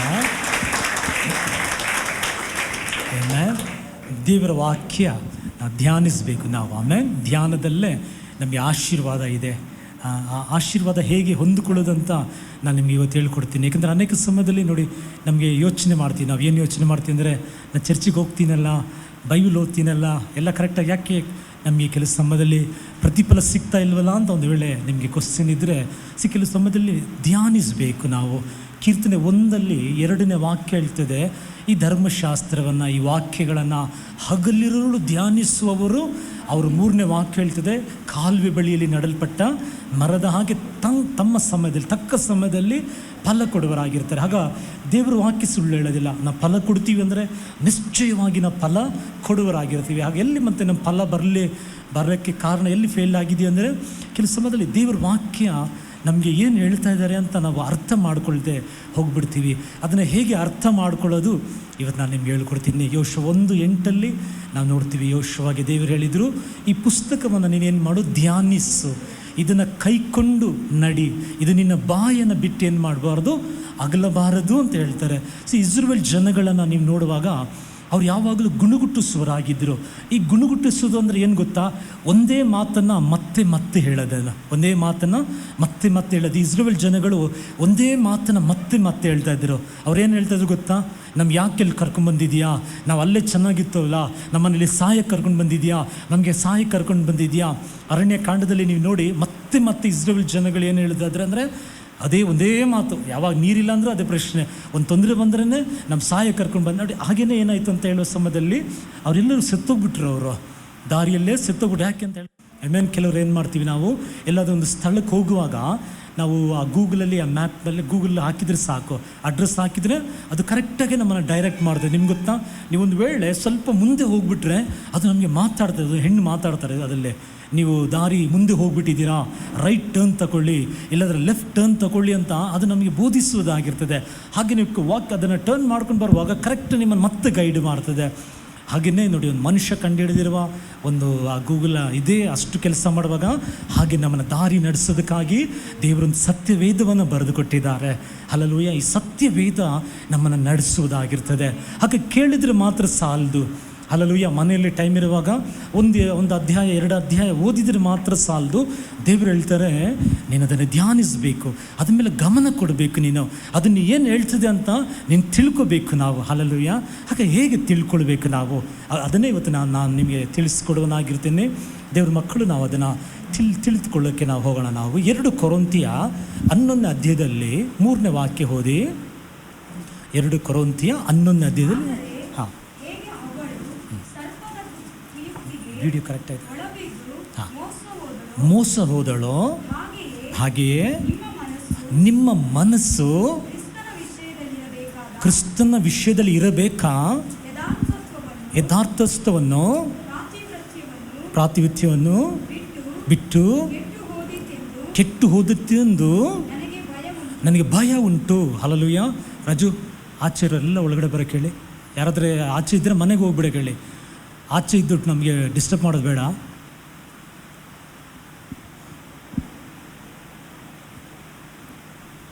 ಪೌಲಿಗೆ ಒಂದು ಭಯ ಬರ್ತದೆ, ಪೌಲಿಗೆ ಒಂದು ಭಯ ಆಗ್ತದೆ. ಪೌಲ್ ಏನು ಹೇಳ್ತಾ ಇದ್ದಾರೆ ಅಂತ ಹೇಳೋ ಸಮಯದಲ್ಲಿ, ಹೇಗೆ ಏದೆನ್ ತೋಟದಲ್ಲಿ ಹೋಗಿ ಹವ್ವಳ ಮನಸ್ಸನ್ನು ಕೆಡಿಸ್ಬಿಟ್ಟ ಅವನು. ಈಗ ನೋಡಿ, ದೇವರು ತನ್ನ ಸಾರೂಪ್ಯದಲ್ಲಿ ಅವರು ಸೃಷ್ಟಿ ಮಾಡಿದರು, ದೇವರ ಮಹಿಮೆ ಅವ್ರ ಮೇಲೆ ಇತ್ತು. ಇವನು ಬಂದು ಸುಳ್ಳು ಹೇಳ್ಬಿಡ್ತಾನೆ ಅವನಿಗೆ, ನೀವು ದೇವರ ಮಹಿಮೆ ನೀವೇನು ತಿನ್ನಿ ಆಗ ನೀವು ದೇವರ ಹಾಗೆ ಆಗ್ತೀರಾ ಅಂತ ಅವ್ರ ಮನಸ್ಸು ಕೆಡಿಸ್ಬಿಟ್ಟ. ಅದಕ್ಕೆ ನೋಡಿ, ಈಗ ಅದಕ್ಕೆ ಈ ಮನಸ್ಸು ಭಾಳ ಮುಖ್ಯ. ಈ ಮನಸ್ಸು ಭಾಳ ಮುಖ್ಯ, ನಮ್ಮ ಹೃದಯ ಭಾಳ ಮುಖ್ಯ. ಯಾಕೆಂದರೆ ನಮ್ಮ ಹೃದಯದಲ್ಲಿರೋದೇ ನಮ್ಮ ಬಾಯಲ್ಲಿ ಬರಲಿಕ್ಕೆ ಸಾಧ್ಯ. ಅದಕ್ಕೆ ದೇವರ ಮಕ್ಕಳು, ನೀವು ದೇವರ ವಾಕ್ಯಗಳನ್ನು ಧ್ಯಾನಿಸುವಾಗ, ದೇವರ ವಾಕ್ಯದಲ್ಲಿ ನೀವು ದೇವರ ವಾಕ್ಯ ತುಂಬ ತಿಳಿದಿರುವಾಗ, ಈ ಸೈತನ ನಿಮ್ಮ ಮನಸ್ಸನ್ನು ಕೆಡಿಸಲಿಕ್ಕೆ ಬರುವಾಗ, ನಿಮ್ಮ ಮನಸ್ಸಲ್ಲಿ ಸೈತನ ಅನುಮಾನ ತಂದು ಹಾಕೋಕ್ಕೆ ಪ್ರಯತ್ನ ಮಾಡುವಾಗ, ನಿಮ್ಮಲ್ಲಿ ದೇವರ ವಾಕ್ಯಗಳಿದ್ದರೆ ಪವಿತ್ರ ಆತ್ಮನು ಆ ವಾಕ್ಯದಿಂದ ತೆಗೆದು ನಿಮ್ಮ ಜೊತೆ ಮಾತಾಡೋರಾಗಿರ್ತಾರೆ. ಮಗಳೇ, ಅವನು ಹೇಳೋದು ಸುಳ್ಳು, ಮಗನೇ ನಾನು ಹೇಳಿ ಸುಳ್ಳು. ನೋಡಿ, ದೇವರ ವಾಕ್ಯ ಹೀಗೆ ಹೇಳ್ತಿದೆ, ದೇವರು ನಿಶ್ಚಯವಾಗಿ ನಿನ್ನನ್ನು ಹಾಲು ಜೇನು ಹರಿಯುವ ವಿಶಾಲವಾದ ಒಳ್ಳೆ ಭವಿಷ್ಯಕ್ಕೆ ನಿನ್ನ ನಡೆಸುವರಾಗಿರ್ತಾರೆ. ಇವನು ಹೇಳ್ತಾ ಇರೋದು ಸುಳ್ಳು ಅಂತ ನಿಮ್ಮನ್ನು ಬೋಧಿಸುವರಾಗಿರ್ತಾರೆ. ಅಲ್ಲಲ್ವ? ಅದಕ್ಕೆ ನೀವು ಅವಾಗ ಧ್ಯಾನಿಸಬೇಕಂತ ಹೇಳೋ ಸಮಯದಲ್ಲಿ ಆ ವಾಕ್ಯನ ಒಂದು ಒಂದು ಒಂದು ಒಂದು ಕಾರ್ಯವನ್ನು ನೀವು ತಿಳ್ಕೊಳ್ಬೇಕು. ನಾನು ತಿಳ್ಕೊಳ್ಳೋ ಸಮಯದಲ್ಲೇ ನಮಗೆ ಅದನ್ನು ಗ್ರಹಿಸ್ಕೊಳ್ಳೋಕ್ಕೆ ಅದು ಸಾಧ್ಯವಾಗ್ತದೆ. ಮನಸ್ಸು ಭಾಳ ಮುಖ್ಯ. ಅಲ್ಲಲ್ವಯ್ಯ? ಮನಸ್ಸನ್ನು ನಾವು ಏಮಾರಿಸೋದು. ಏನಾದರೂ ಒಂದು ಬಂದು ಹೇಳ್ಬಿಡ್ತಾನೆ, ಇದು ಹೆಂಗಂತೆ, ಇದು ಹಂಗಂತೆ, ಇದಂತೆ ಅಂತ ಹೇಳುವಾಗ ನಾವು ಅವ್ರ ಮನಸ್ಸು ನಾವೇನು ಮಾಡ್ತೀವಿ, ನಂಬಿಡ್ತೀವಿ ನಾವು. ಅದಕ್ಕೆ ದೇವರ ವಾಕ್ಯ ನಮ್ಮ ಜೀವಿತದಲ್ಲಿ ಭಾಳ ಮುಖ್ಯ. ನಾವು ನೋಡೋಣ, ನಾವು ಕೆಲವು ಉದಾಹರಣೆಗಳು ನಿಮಗೆ ತಿಳಿಸ್ಕೊಡ್ತೀನಿ, ಆಗ ನೀವು ಇವತ್ತಿಂದ ನಿಮಗೆ ಅರ್ಥ ಆಗಲಿಕ್ಕೆ ಸಾಧ್ಯ ಆಗ್ತದೆ.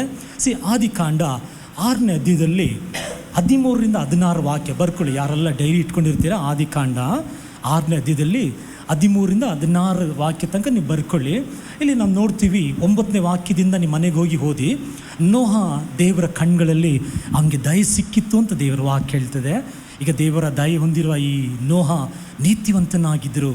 ಆಗ ದೇವರೊಂದು ದಿವಸ ಕರೆದು ನೋಹ ಜೊತೆ ಮಾತಾಡ್ತಾರೆ. ಏನು ಮಾತಾಡ್ತಾರೆ ಅಂದರೆ, ನೋಡಿ, ಪಾಪ ಹೆಚ್ಚಿದೆ, ಜನಗಳ ಅಕ್ರಮ ಜಾಸ್ತಿ ಆಗಿದೆ, ಅದರಿಂದ ಒಂದು ಜಲಪ್ರವಾಹ ಬರಲಿಕ್ಕಿದೆ. ಅದೇನಾಗ್ತದೆ ಅಂದರೆ ಈ ಇದೆಲ್ಲ ನಶಿಸಿ ಹೋಗ್ತದೆ. ಅದಕ್ಕಾಗಿ ನೀವು ಒಂದು ಕೆಲಸ ಮಾಡು, ನೀನು ಒಂದು ನಾವೆಯನ್ನು ಕಟ್ಟು, ಒಂದು ಶಿಪ್ಪನ್ನು ಮಾಡು, ನಿನಗೋಸ್ಕರ, ನಿನ್ನ ಕುಟುಂಬಕ್ಕೋಸ್ಕರ ಒಂದು ನಾವೆಯನ್ನು ಕಟ್ಟು ಅಂತ ಹೇಳಿ ಅವನಿಗೆ ನೀವು ಅಲ್ಲಿ ಮುಂದೆ ನೀವು ಓದುವಾಗ ಅವನಿಗೆ ಮೆಷರ್ಮೆಂಟ್ ಕೊಡ್ತಾರೆ ಅಷ್ಟೇ. ದೇವರು ಏನು ಹೇಳ್ತಾರೆ ಅಂದರೆ 300 ಅಡಿ ಉದ್ದ ಇರಬೇಕು, 50 ಅಡಿ ಅದು ಎತ್ತರ ಇರಬೇಕು, 30 ಅಡಿ ಅಗಲ ಇರಬೇಕಂತ ಅವ್ನಿಗೇನು ಮಾಡ್ತಾರೆ ಅಂತ ನೋಹಾಗೆ ಅಳತೆ ಕೊಡ್ತಾರೆ ಅಷ್ಟೇ. ಈಗ ಅಳತೆ ಕೊಟ್ಟರು. ಈಗ ಅಳತೆ ಕೊಟ್ಟಿದ ಮೇಲೆ ನೋಹ ಒಂದು ನಾವೆಯನ್ನು ಅದುವರೆಗೆ ಶಿಪ್ ನೋಹ ನೋಡಿಲ್ಲ. ಯಾಕೆಂದರೆ ಅದುವರೆಗೆ ನಾವೇ ಎಲ್ಲ ಇವತ್ತು ನಾವೆಲ್ಲ ಶಿಪ್ ನೋಡಿದ್ದೀವಿ, ನಮಗೆ ಒಂದು ಐಡಿಯಾ ಇದೆ. ಈಗ ದೇವರು ಕೊಟ್ಟಿರುವ ಪ್ಲ್ಯಾನ್ ಜಸ್ಟ್ ಅದೇ ಥರ ಮಾಡಿದ ಒಂದು ತೊಟ್ಟಿ ಥರ ಬಂದುಬಿಡ್ತದೆ ಅದು. ಆಗ ಆ ಪ್ಲ್ಯಾನ್ ಇದೆ, ನೋಹಾಗೆ ದೇವರ ಮಾತು ಕೊಟ್ಟಿದ್ದಾರೆ. ಈಗ ನೋಹ ಏನು ಮಾಡಲಿಲ್ಲ ಅಂತ ಹೇಳೋ ಸಮಯದಲ್ಲಿ ಅದನ್ನು ಇಟ್ಟು ನನಗನ್ನಿಸ್ತದೆ, ಅಲ್ಲಲ್ವಯ್ಯ, ಇದು ಹಾಗೆ ದೇವರಿಲ್ಲ, ಇವರು ಒಂದೊಂದು ದಿನ ಈಗ ದೇವರ ಸಮ್ಮುಖದಲ್ಲಿ ನೋಹ ಹೋಗಿ ದೇವ್ರ ಜೊತೆ ಮಾತಾಡಿದ್ದಾರೆ, ದೇವ್ರ ಜೊತೆ ಕೇಳಿದ್ದಾರೆ ಕಾರ್ಯಗಳು. ಯಾಕೆಂದರೆ ಇದೇ ಮರದಲ್ಲಿ, ಯಾವ ಮರ ಕನ್ನಡದಲ್ಲಿ, ತಮಿಳಲ್ಲಿ ತುರಾಯಿ ಮರದಲ್ಲೇ ಮಾಡಬೇಕು, ಒಂದೇ ಒಂದು ಕಿಟಕಿ ಇರಬೇಕು, ಒಂದೇ ಒಂದು ಬಾಗಿಲಿರಬೇಕು, ಇದೇ ಸ್ಥಳದಲ್ಲಿ ಇರಬೇಕು ಅಂತ ಪೂರ ಪ್ಲ್ಯಾನ್ ದೇವರು ಕೊಟ್ಟಿದ್ದಾರೆ. ಈಗ ತುರಾಯಿ ಮರ ಎಲ್ಲ ಸಿಗ್ತದೆ, ಅದು ತುರಾಯಿ ಮರ ಅಂತ ಹೆಂಗೆ ನೋಹ ಕಂಡುಹಿಡಿಯೋದು, ಅದಕ್ಕೆಲ್ಲ ಹೇಗೆ ಗೈಡೆನ್ಸ್ ಮಾಡಿದ್ರು ಅಂದರೆ ಒಂದೊಂದು ದಿನ ಈ ಪ್ಲ್ಯಾನನ್ನು ಇಟ್ಕೊಂಡು ನೋಹ ಏನು ಮಾಡಿದ್ರು ಅಂತ ಹೇಳೋ ಸಮಯ ದೇವರ ಸಮ್ಮುಖದಲ್ಲಿ ಹೋಗಿರ್ತಾರೆ. ಅಲ್ಲಲ್ಲಿ ಆಗ ದೇವರು ಪ್ರತಿದಿನ ಅವ್ರ ಜೊತೆ ಮಾತಾಡಿರ್ತಾರೆ. ಇಲ್ಲಿ ಹೋಗು, ಇಲ್ಲಿ ನಿನಗೆ ತುರಾಯಿ ಮರ ಸಿಗ್ತದೆ, ಹೀಗೆ ಮಾಡು, ಈ ರೀತಿಯಲ್ಲಿ ಬಾಗಿಲಿಡಂತ ಮಾತಾಡಿ ನೋಡಿ ಒಂದು ದಿವಸ ಏನಾಯಿತು, ಒಂದು ಸುಂದರವಾದ ನಾವೆಯನ್ನು ಕಟ್ಟಲಿಕ್ಕೆ ಸಾಧ್ಯವಾಯಿತು. ಹಾಗೆಯೇ ಅವ್ರ ಕುಟುಂಬದಲ್ಲಿ ಪ್ರವೇಶಿಸಿದ ಮೇಲೆ ಯಾರೆಲ್ಲ ನಂಬದೆ ಹೋದರು, ನೋಹ ಪ್ರಸಂಗ ಮಾಡಿದ್ದಾರೆ, ನಾವೇ ಮಳೆ ಬರ್ತದೆ, ನೀವೆಲ್ಲರೂ ಒಳಗಡೆ ಬನ್ನಿ ಅಂತ. ಯಾರೆಲ್ಲ ಬರಲಿಲ್ಲ, ದೇವರು ಬಾಗಿಲು ಮುಚ್ಚಿಬಿಟ್ರಂತೆ. ನೋಹ ಬಾಗಿಲು ಮುಚ್ಚಲಿಕ್ಕೆ ದೇವರು ಅನುಕೂಲ ಮಾಡಲಿಲ್ಲ, ದೇವರು ಮುಚ್ಚಿದ್ರು. ಯಾಕೆ ಗೊತ್ತಾ, ಒಂದೇ ನೋಹ ದಯವಿಟ್ಟು ಒಂದ್ಸಲಿ ಒಂದು ಅವಕಾಶ ಕೊಡೋದು. ನೋಹ ಮನಮರ್ಗಿ ಏನು ಮಾಡಿದ, ಬಾಗಿಲು ಓಪನ್ ಮಾಡ್ತಾರೆ. ಅದಕ್ಕೆ ದೇವರೇ ಮುಚ್ಚಿದ್ರು. ಯಾಕೆಂದರೆ 100 ವರ್ಷ ನೋಹ ಪ್ರಸಂಗ ಮಾಡಿದ್ದಾರೆ, 100 ವರ್ಷ ಒಂದಿಲ್ಲ. ಆಗ 100 ವರ್ಷ ಕೇಳ್ದಿರೋದು ಈಗೇನು ಕೇಳ್ತಾರೆ ಅಂತ ದೇವರೇ ಬಾಗಿಲು ಮುಚ್ಚಿಬಿಟ್ರು. ಯಾರು ತೆರೆಯೋಕ್ಕಾಗಲ್ಲ, ಅವ್ರು ಮುಚ್ಚಿದರೆ ಯಾರೋ ತೆರೆಯೋಕ್ಕಾಗಲ್ಲ, ದೇವರು ಮುಚ್ಚಿದ್ರು. ಅವಾಗ ನೀನು ನೋಡಿ, ಆಗ ಮಳೆ ಬಂದಾಗ ಏನಾಯಿತು, ಎಲ್ಲರೂ ನಶಿಸಿ ಹೋದರು. ಆದರೆ ನೋಹ ಅವನ ಕುಟುಂಬ ಏನಾದರೂ ಆ ಮಳೆಯಿಂದ, ಆ ರಾಶಿಯಿಂದ ಆ ಕುಟುಂಬ ತಪ್ಪಿಸಿಕೊಂಡ್ರು ಅಂತ ನಾವು ನೋಡ್ತೀವಿ. ಹಲ್ಲೆಲೂಯಾ. ಇವತ್ತು ಹಾಗೆಯೇ ನಮ್ಮ ಜೀವಿತದಲ್ಲಿ ಕೂಡ ನಮಗೆ ದೇವರು ಏನು ಮಾಡ್ತಾರೆ ಅಂತ ಹೇಳುವಾಗ ನಮಗೆ ವಾಗ್ದಾನ ಕೊಡ್ತಾರೆ. ನಮಗೆ ದೇವರು ವಾಕ್ಯವನ್ನು ಕೊಡ್ತಾರೆ. ಹೇಗೆ ವಾಕ್ಯ ಕೊಡ್ತಾರೆ ಗೊತ್ತಾ, ನಿನ್ನನ್ನು ಆಶೀರ್ವದಿಸಿ ನಿನ್ನ ಹೆಚ್ಚಿಸುತ್ತೇನೆ ಅಂತ ದೇವರು ವಾಗ್ದಾನ ಮಾಡ್ತಾರೆ. ನೀ ಬೈಬಲ್ ಓದುವಾಗ ನಿಮ್ಮ ಜೊತೆ ಮಾತಾಡ್ಬೋದು, ಇಲ್ಲಾಂದರೆ ಈ ಪ್ರಸಂಗದಲ್ಲಿ ನಿಮ್ಮ ಜೊತೆ ಮಾತಾಡ್ಬೋದು ದೇವರು. ಈಗ ದೇವರು ವಾಕ್ಯ ಮಾತ್ರನೇ ಕೊಡೋದು. ಇಲ್ಲಾಂದ್ರೆ ಹೀಗೆ ಹೇಳ್ತೀನಿ ನೋಡಿ, ಧರ್ಮೋಪದೇಶ ಕಾಂಡ 28 ನೀವು ಓದಿ, ದೇವರು ಹೇಳ್ತಾರೆ, ನೀನು ಮೇಲಾಗಿರ್ತೀಯ, ನಿನ್ನ ಶಿರಸ್ಸಾಗಿರ್ತೀಯ, ನಿನ್ನ ಪಟ್ಟಣದಲ್ಲಿ ಆಶೀರ್ವಾದವಾಗಿರ್ತೀಯ, ನಿನ್ನ ಸಾಲ ಕೊಡ್ತೀಯ ಅಂತ ದೇವರು ಹೇಳಿದ್ದಾರೆ. ನಿನ್ನ ಕಳಂಜಗಳು ತುಂಬಿರ್ತದೆ, ನಿನ್ನ ಧಾನ್ಯ ದವಸಗಳು ತುಂಬಿರ್ತದೆ, ನಿನ್ನ ಮನೆಯಲ್ಲಿ ಒಂದು ವೇಳೆ ಹಸು ಏನಂತ ಮುಂತಾದದಿದ್ದರೆ ಎಲ್ಲ ಅನುಗ್ರಹಿಸಲ್ಪಡ್ತದೆ ಅಂತ ದೇವರು ಮಾತ್ರನೇ ಕೊಡೋದು. ಈಗ ದೇವರ ಮಕ್ಕಳು ನಾವೇನು ಮಾಡಬೇಕಂತ ಹೇಳೋ ಸಮಯದಲ್ಲಿ, ದೇವರೇ ಈ ವಾಗ್ದಾನ ನೀನು ಕೊಟ್ಟಿದ್ಯಲ್ಲ, ಈ ವಾಗ್ದಾನ ನನ್ನ ಜೀವಿತದಲ್ಲಿ ನೆರವೇರ್ತಾ ಇಲ್ಲವಲ್ಲ. ಮೊನ್ನೆ ಒಂದು ಬ್ರದರ್ ನನ್ನ ಜೊತೆ ಮಾತಾಡ್ತಾ ಇದ್ದರು. ಅವ್ರಿಗೆ ಶರೀರದಲ್ಲಿ ಯಾವುದೋ ಒಂದು ಬಲಹೀನ ಇತ್ತಂತೆ. ಅವರು ಹಾಸ್ಪಿಟಲ್ಗೆ ಹೋಗಿದ್ದಾರೆ, ಅವ್ರಿಗೆ ಸೌಖ್ಯ ಆಗಲಿಲ್ಲ. ಸ್ವಲ್ಪ ಸೌಖ್ಯ ಆಯಿತು, ಮತ್ತೆ ಬಂದ್ಬಿಡ್ತಾ ಕಾಯಿಲೆ. ಮತ್ತೆ ಏನು ಮಾಡ್ತಾ ಔಷಧಿ ತೊಗೊಳ್ತಾ ಇದ್ರು. ಈಗ 4-5 ವಾರದಿಂದ ನಾವು ಈ ವಾಕ್ಯವನ್ನು ನೀವು ಧ್ಯಾನಿಸಿ ಅಂತ ಹೇಳೋ ಸಮಯದಲ್ಲಿ ಅವರು ಧ್ಯಾನಿಸಿದ್ದಾರೆ.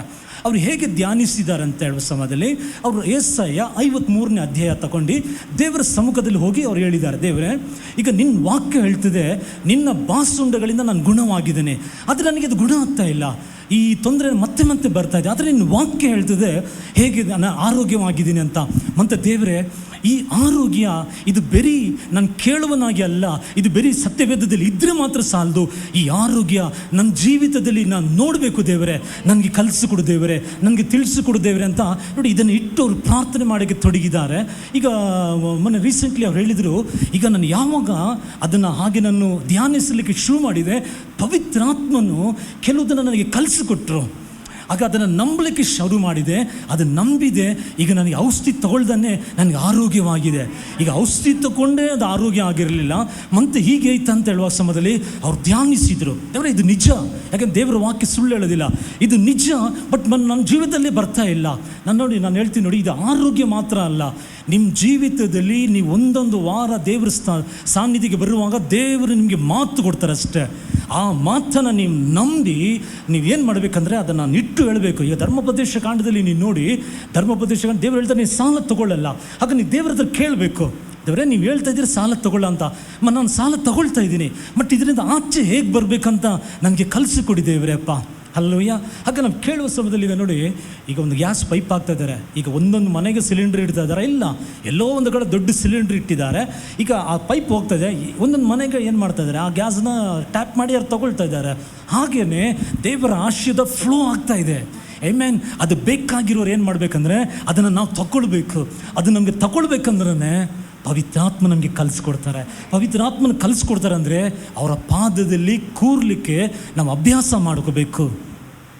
ನಮ್ಮದ್ರ ಒಂದೇ ಒಂದು ಪ್ರಾಬ್ಲಮ್ ಏನು ಅಂತ ತಿಳಿಸೋದಲ್ಲಿ ಅದೇ ನಾವು ಮಾಡೋದಿಲ್ಲ. ಹಲ್ಲೆಲೂಯಾ. ಏನು ಹೇಳ್ತಾ ಇದ್ದಾರೆ ದೇವ್ರು, ಏನು ವಾಕ್ಯದಲ್ಲಿ ಏನು ಅರ್ಥ ಮಾಡ್ಕೊಳ್ಳೋಕ್ಕೆ ನಮಗೆ ನಾವು ಏನೇನು ಮಾಡಿ ಸಮಯ ಕೊಡದಿರೋ ಕಾರಣನೇ ಆಗ್ತಾಯಿಲ್ಲ. ಇನ್ನು ಮೇಲೆ ಹೇಳ್ತೀನಿ ನೋಡಿ, ಏನೇ ನೀವು ಓದಿದರೆ ಯಾವುದೇ ಒಂದು ವಾಗ್ದಾನನೋ ಏನೋ ಒಂದು ಕಾರ್ಯ ಹೇಳುವಾಗ ನೀವು ದೇವ್ರ ಸಮ್ಮುಖದಲ್ಲಿ ಕೇಳಿದರೆ ಇದಕ್ಕೆ ಅರ್ಥ ಆಗ್ತಾ ಇಲ್ಲ. ನಿನ್ನ ವಾಕ್ಯ ಹೇಳ್ತಿದ್ದೆ ನೀವು ಬಿಡುಗಡೆ ಆಗಿದ್ದೀರಾ, ನೀವು ಸುಖವಾಗಿರ್ತೀರಾ, ನೀವು ಆತ್ಮ ಬಾಳುವಂತೆ ಬಾಳ್ತೀರಾ ಅಂತ ಹೇಳ್ತಾ ಇದ್ದೀರಾ. ಮತ್ತು ಹೇಗೆ ದೇವರೇ, ಈಗ ಪ್ರಸಂಗ 7ನೇ ಅಧ್ಯಾಯದಲ್ಲಿ ಒಳ್ಳೆ ಹೆಸರನ್ನು ಗಳಿಸಿ ಅಂತ ಇರ್ತದೆ. ದೇವರೇ ನಿನ್ನ ವಾಕ್ಯ ಹೇಳ್ತಾ ಒಳ್ಳೆ ಹೆಸರನ್ನು ತಗೋಬೇಕಂತ ಹೇಗೆ ದೇವರೇ ಅಪ್ಪ, ಏನು ಮಾಡಬೇಕು ದೇವರೇ? ಹಾಗೆ ನೀವು ಕೇಳಿ ನೋಡಿ, ನೀವು ನಿಮಗೆ ದೇವರು ಕಲಿಸಿಕೊಡುವರಾಗಿರ್ತಾರೆ. ಹಲ್ಲೆಲೂಯಾ. ಕಲ್ತ್ಕೊಳ್ಳೋಕ್ಕೆ ಮನಸ್ಸಿರ್ತದೆ ನೋಡಿ, ಅಂಥವರಿಗೆ ದೇವರು ಕಲಿಸಿಕೊಡುವರಾಗಿರ್ತಾರೆ. ಆಗ ಕೂರಬೇಕು ನಾವು. ಆಮೆನ್. ನಾವು ಕೂರುವ ಸಮಯದಲ್ಲಿ ಅದನ್ನೇ ಮೆಡಿಟೇಷನ್. ಆಗ ನೋಹಗೆ ಹೇಗೆ ದೇವರು ಅದನ್ನು ಕಲಿಸ್ಕೊಟ್ಟಿರ್ತಾರೆ ಅಂದರೆ, ನೋಹ ದೇವ್ರ ಸಮ್ಮುಖದಲ್ಲಿ ಹೋಗಿ ಕೇಳಿರ್ತಾರೆ, ಬೇರೆ ನಾವೇ ಅಂದರೆ ಹೆಂಗೆ ಹೇಗೆ ಹಾಗೆ ಕೇಳುವಾಗ ಅದನ್ನು ತಿಳಿಸಿಕೊಟ್ರು. ನೀವು ಕೂಡ ನೀವೇನು ಕಲ್ತ್ಕೊಳ್ತೀರಿ, ಏನು ಕೇಳ್ತೀರೋ ಬರೀ ಕೇಳೋದಿಂದ ಆಗೋದಿಲ್ಲ, ಚರ್ಚಿಗೆ ಬರೋದಿಂದ ಆಗಲ್ಲ, ಟೈಮ್ ಸ್ಪೆಂಡ್ ಮಾಡಬೇಕು. ಇವತ್ತು ದೇವರು ನನ್ನ ಹತ್ರ ನಿಮ್ಮ ಹತ್ರ ಏನು ಎದುರು ನೋಡ್ತಾರೆ ಗೊತ್ತಾ? ಸಮಯ ಎದುರು ನೋಡ್ತಾರೆ. ಅದಕ್ಕೆ ದೇವರು ಮರಿಯಳು ನೋಡಿ ಹೇಳಿದರು, ಈಕೆ ಒಳ್ಳೆ ಭಾಗವನ್ನು ಹಾರಿಸಿಕೊಂಡ್ಲು. ಯಾಕೆ? ಈಕೆ ದೇವರ ಸಾನ್ನಿಧ್ಯದಲ್ಲಿ ಕುತ್ಕೊಂಡಿದ್ರು. ಮಾರ್ತಾಳು ನೋಡಿ ಒಳ್ಳೆಯದೇ ಮಾಡಿದರು. ಮಾರ್ತಾಳು ಏನು ಮಾಡಿದರು, ಯೇಸು ಸ್ವಾಮಿ ಏನಂದರೆ ಒಂದು ಸ್ಪೆಷಲ್ ಮಾಡ್ಕೊಡೋಣ ಅಂತ ಇಷ್ಟಪಟ್ಟರು. ಅದು ದೇವರಿಗೆ ಯಾವಾಗಲೂ ಸುದೇಶ್ ಪಾಸ್ಟರ್ ಹೇಳ್ತಾರೆ ಅಂದರೆ, ನಾವು ದೇವರಿಗೆ ಕೊಡೋಕ್ಕಿಂತಲೂ ದೇವರ ಹತ್ರ ನಾವು ಹೊಂದ್ಕೊಳ್ತೀವಿ ನೋಡಿ, ಅದಲ್ಲೇ ದೇವರಿಗೆ ಸಂತೋಷ. ಈಗ ಸ್ಪೆಷಲ್ ಫುಡ್ ಮಾಡಿ ಕೊಡೋದು ಪಾಸ್ಟರ್ಗೆ ಒಳ್ಳೆಯದೇ, ಆದರೆ ಅದಕ್ಕಿಂತಲೂ ಅವರ ಬಾಯಿಂದ ಹೊರಡುವ ಮಾತು, ಅದಕ್ಕೆ ನೀವು ಸಮಯ ಕೊಡಬೇಕು. ನಾವು ಕೆಲವು ಮನೆಗೆ ಹೋದರೆ ಸಾಕು, ಫಸ್ಟ್ ಟೀ ಕುಡಿತೀರಾ, ಕಾಫಿ ಕುಡಿತೀರಾ, ಏನೋ ಮಾಡೋಣ, ಏನು ಮಾಡಬೇಡಿ, ಕುತ್ಕೊಳ್ಳಿ ಫಸ್ಟ್ ನೀವು ವಾಕ್ಯ ಕೇಳಿ. ಯಾಕಂದರೆ ನಾವು ಬಂದಿರೋದು ನಿಮ್ಮ ಆಶೀರ್ವಾದಕ್ಕೆ. ಆಗ ನಾವು ಹಾಗೆ ನೀವು ಏನು ಮಾಡಬೇಕಂತ ಹೇಳುವಾಗ, ದೇವರ ಸಮ್ಮುಖದಲ್ಲಿ ಕೂರುವಾಗ ಮಾತ್ರ ನಿಮಗೆ ಅರ್ಥ ಆಗದಿರುವ ಕೇಳಿ ದೇವ್ರ ಹತ್ರ. ನೀವು ಹೇಳಿ, ದೇವರೇ ನೀವು ಉನ್ನತವಾಗಿರ್ತೀಯ. ಧರ್ಮೋಪದೇಶಗಳ 28:1 ಓದಿ ನೋಡಿ, ಪಟ್ಟಣದಲ್ಲಿರುವ ಜನಗಿಂತ ಉನ್ನತವಾಗಿರ್ತೀರಾ ಅಂತ ದೇವರು ಹೇಳಿದ್ದಾರೆ. ಸುಳ್ಳು ಹೇಳ್ತಾರೆ ದೇವರು? ಇಲ್ಲ, ಸತ್ಯ ನಿಜ ಹಾಗೆ ಮಾಡಿ ತೋರಿಸುವರಾಗಿರ್ತಾರೆ ನಮಗೆ. ನೋಡಿ, ಅಬ್ರಹಾಮವರು ನಮ್ಮ ತಂದೆ, ಅವರು ವಿಶ್ವಾಸದಲ್ಲಿ ತಂದೆ ಆಗಿದ್ದರು. ಅವರೇ ದೇವ್ರ ಹತ್ರ ಒಂದು ಸರಿ ದೇವ್ರು ಬಂದು ಹೇಳ್ತಾರೆ, ನಿನಗೊಂದು ಮಗು ಆಗ್ತದೆ ಅಂತ ಹೇಳುವಾಗ, ನನಗೆ ಹೆಂಗೆ ಸಾಧ್ಯ ಇದು, ನನ್ನ ಮನೆಯಲ್ಲಿ ಎಲ್ಜರ್ ಅಂತ ಕೆಲಸಗಾರನೇ ಇದ್ದಾರಲ್ಲ, ಅವ್ರ ಮುಖಾಂತರ ಸಂತತಿ ಆಗ್ತದೆ ಅಂತ ದೇವ್ರ ಹತ್ರ ಆದಿಕಾಂಡ 15ನೇ ಅಧ್ಯಾಯದಲ್ಲಿ ಇರ್ತದೆ. ಅದನ್ನು ದೇವ್ರ ಜೊತೆನೇ ಮಾತಾಡ್ತಾರೆ. ಆಮೇಲೆ ಅವರು ತಿದ್ದುಕೊಬಿಟ್ರು, ಅದು ಸೆಕೆಂಡ್. ಆಗ ಕೆಲವು ಸಮಯದಲ್ಲಿ ನಮ್ಮ ಮನಸ್ಸಲ್ಲಿ ಕೂಡ ಹಾಗೆ ಬರ್ತದೆ. ಕೆಲವು ಇದಂಗೆ ಆಗ್ಬಿಡ್ತದೆ, ಅದು ಹಿಂಗೆ ಆಗ್ಬಿಡ್ತದೆ. ಈಗ ನೋಡಿ, ನಾನು ನಿಮ್ಗೆ ಉದಾಹರಣೆ ಹೇಳ್ತೀನಲ್ಲ, ಈಗ ಮೊನ್ನೆ ನಮ್ಮ ಹೆಂಡತಿ ನನಗೆ ಹೇಳಿದ್ರು, ಯಾಕೋ ತಲೆನೋಯ್ತಾ ಇದೆ ಅಂತ ಹೇಳಿದರು. ನಾನೇನು ಹೇಳಬೇಕಾಗಿತ್ತು? ಪ್ರೇಯರ್ ಮಾಡೋಣ ಅಂತ ಹೇಳಬೇಕಾಗಿತ್ತು. ನಾನು ಸಡನ್ಲಿ ಏನು ಹೇಳಿದೆ ಅಂತ ಹೇಳೋ ಸಮಯದಲ್ಲಿ ಸಾರಿಡನ್ ಮಾತ್ರ ಒಂದು ತಗೋ ಸರಿ ಆಗ್ಬಿಡ್ತಿದೆ. ಈಗ ಸಾರಿಡನ್ ಮಾತ್ರ ಯಾಕೆ ತಗೋ ಅಂತ ಹೇಳುವ ಸಮಯದಲ್ಲಿ ಅನೇಕ ದಿನಗಳಿಂದ ನಾವು ಹೀಗೆ ಬೆಳೆದುಬಿಟ್ಟು, ನಾವು ಚಿಕ್ಕ ವಯಸ್ಸಲ್ಲಿರುವ ಸಮಯದಲ್ಲಿ ತಲೆನೋವು ಅಂದರೆ ಒಂದು ಅನಾಸಿನ ಮಾತ್ರೆ ತೊಗೊಂಡು ಬರ್ತಾಯಿದ್ದೇವೆ ನಾವು. 25 ಪೈಸೆ ಅನಾಸಿನ ಮಾತ್ರೆ ಹಾಕಿದರೆ ತಲೆನೋವು ಹೋಗ್ತದೆ. ಈಗ ಕೆಲವು ಕಾರ್ಯಗಳ ಮೇಲೆ ನಾವು ಹಾಗೆ ಮನಸ್ಸಿಟ್ಬಿಟ್ಟಿದ್ದೀವಿ.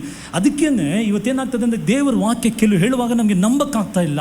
ಇದು ಹಂಗೆ ಅದು ಹಂಗೆ ಮನ್ಸು ಫಿಕ್ಸ್ ಮಾಡಿದ್ದೀವಿ. ಇಲ್ಲ, ನೀವು ಯೋಚನೆ ಮಾಡಿ, ಕರೆಕ್ಟ್ ತಾನೆ? ನಮ್ಮ ಹೆಂಡ್ತಿಗೆ ಏನು ಹೇಳಬೇಕಾದ್ರೆ, ಪ್ರೇಯರ್ ಮಾಡೋಣ, ಯಾಕೆ ಸಾರಿಡನ್ ತೊಗೋಬೇಕು, ಸೌಖ್ಯ ಪಡಿಸೋಕ್ಕೆ ದೇವರಿಂದ ಆಗಲ್ವಾ? ಫಿಕ್ಸ್ ಆಗಿಬಿಟ್ಟಿದ್ದೀವಿ, ಆಗಲ್ಲ, ನಡೆಯಲ್ಲ, ಹೀಗೆ ಅಂತ. ಅದರಿಂದ ಆಚೆ ಬರಬೇಕಂದ್ರೆ ನೀವು ದೇವರ ಸಮ್ಮುಖದಲ್ಲಿ ಕೂರುವಾಗ ಮಾತ್ರ ದೇವರು ನಿಮಗೆ ಕಲಿಸಿಕೊಡುವರಾಗಿರ್ತಾರೆ. ಆದಿಕಾಂಡ 24ನೇ ಅಧ್ಯಾಯದಲ್ಲಿ 63ನೇ ವಾಕ್ಯನ ಓದುವಾಗ, ಆದಿಕಾಂಡ 24ನೇ ಅಧ್ಯಾಯದಲ್ಲಿ ಹಾಂ,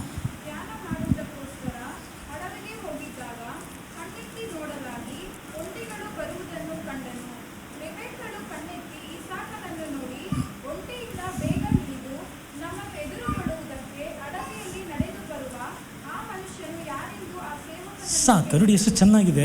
ಈ ಸಾಕು ಸಂಜೆ ಅವರು ಧ್ಯಾನ ಮಾಡಿ ಬರ್ತಾ ಇದ್ದಾರೆ. ಹಲ್ಲೆಲೂಯಾ. ಧ್ಯಾನ ನಮ್ಮ ಜೀವಿತದಲ್ಲಿ ಭಾಳ ಮುಖ್ಯ.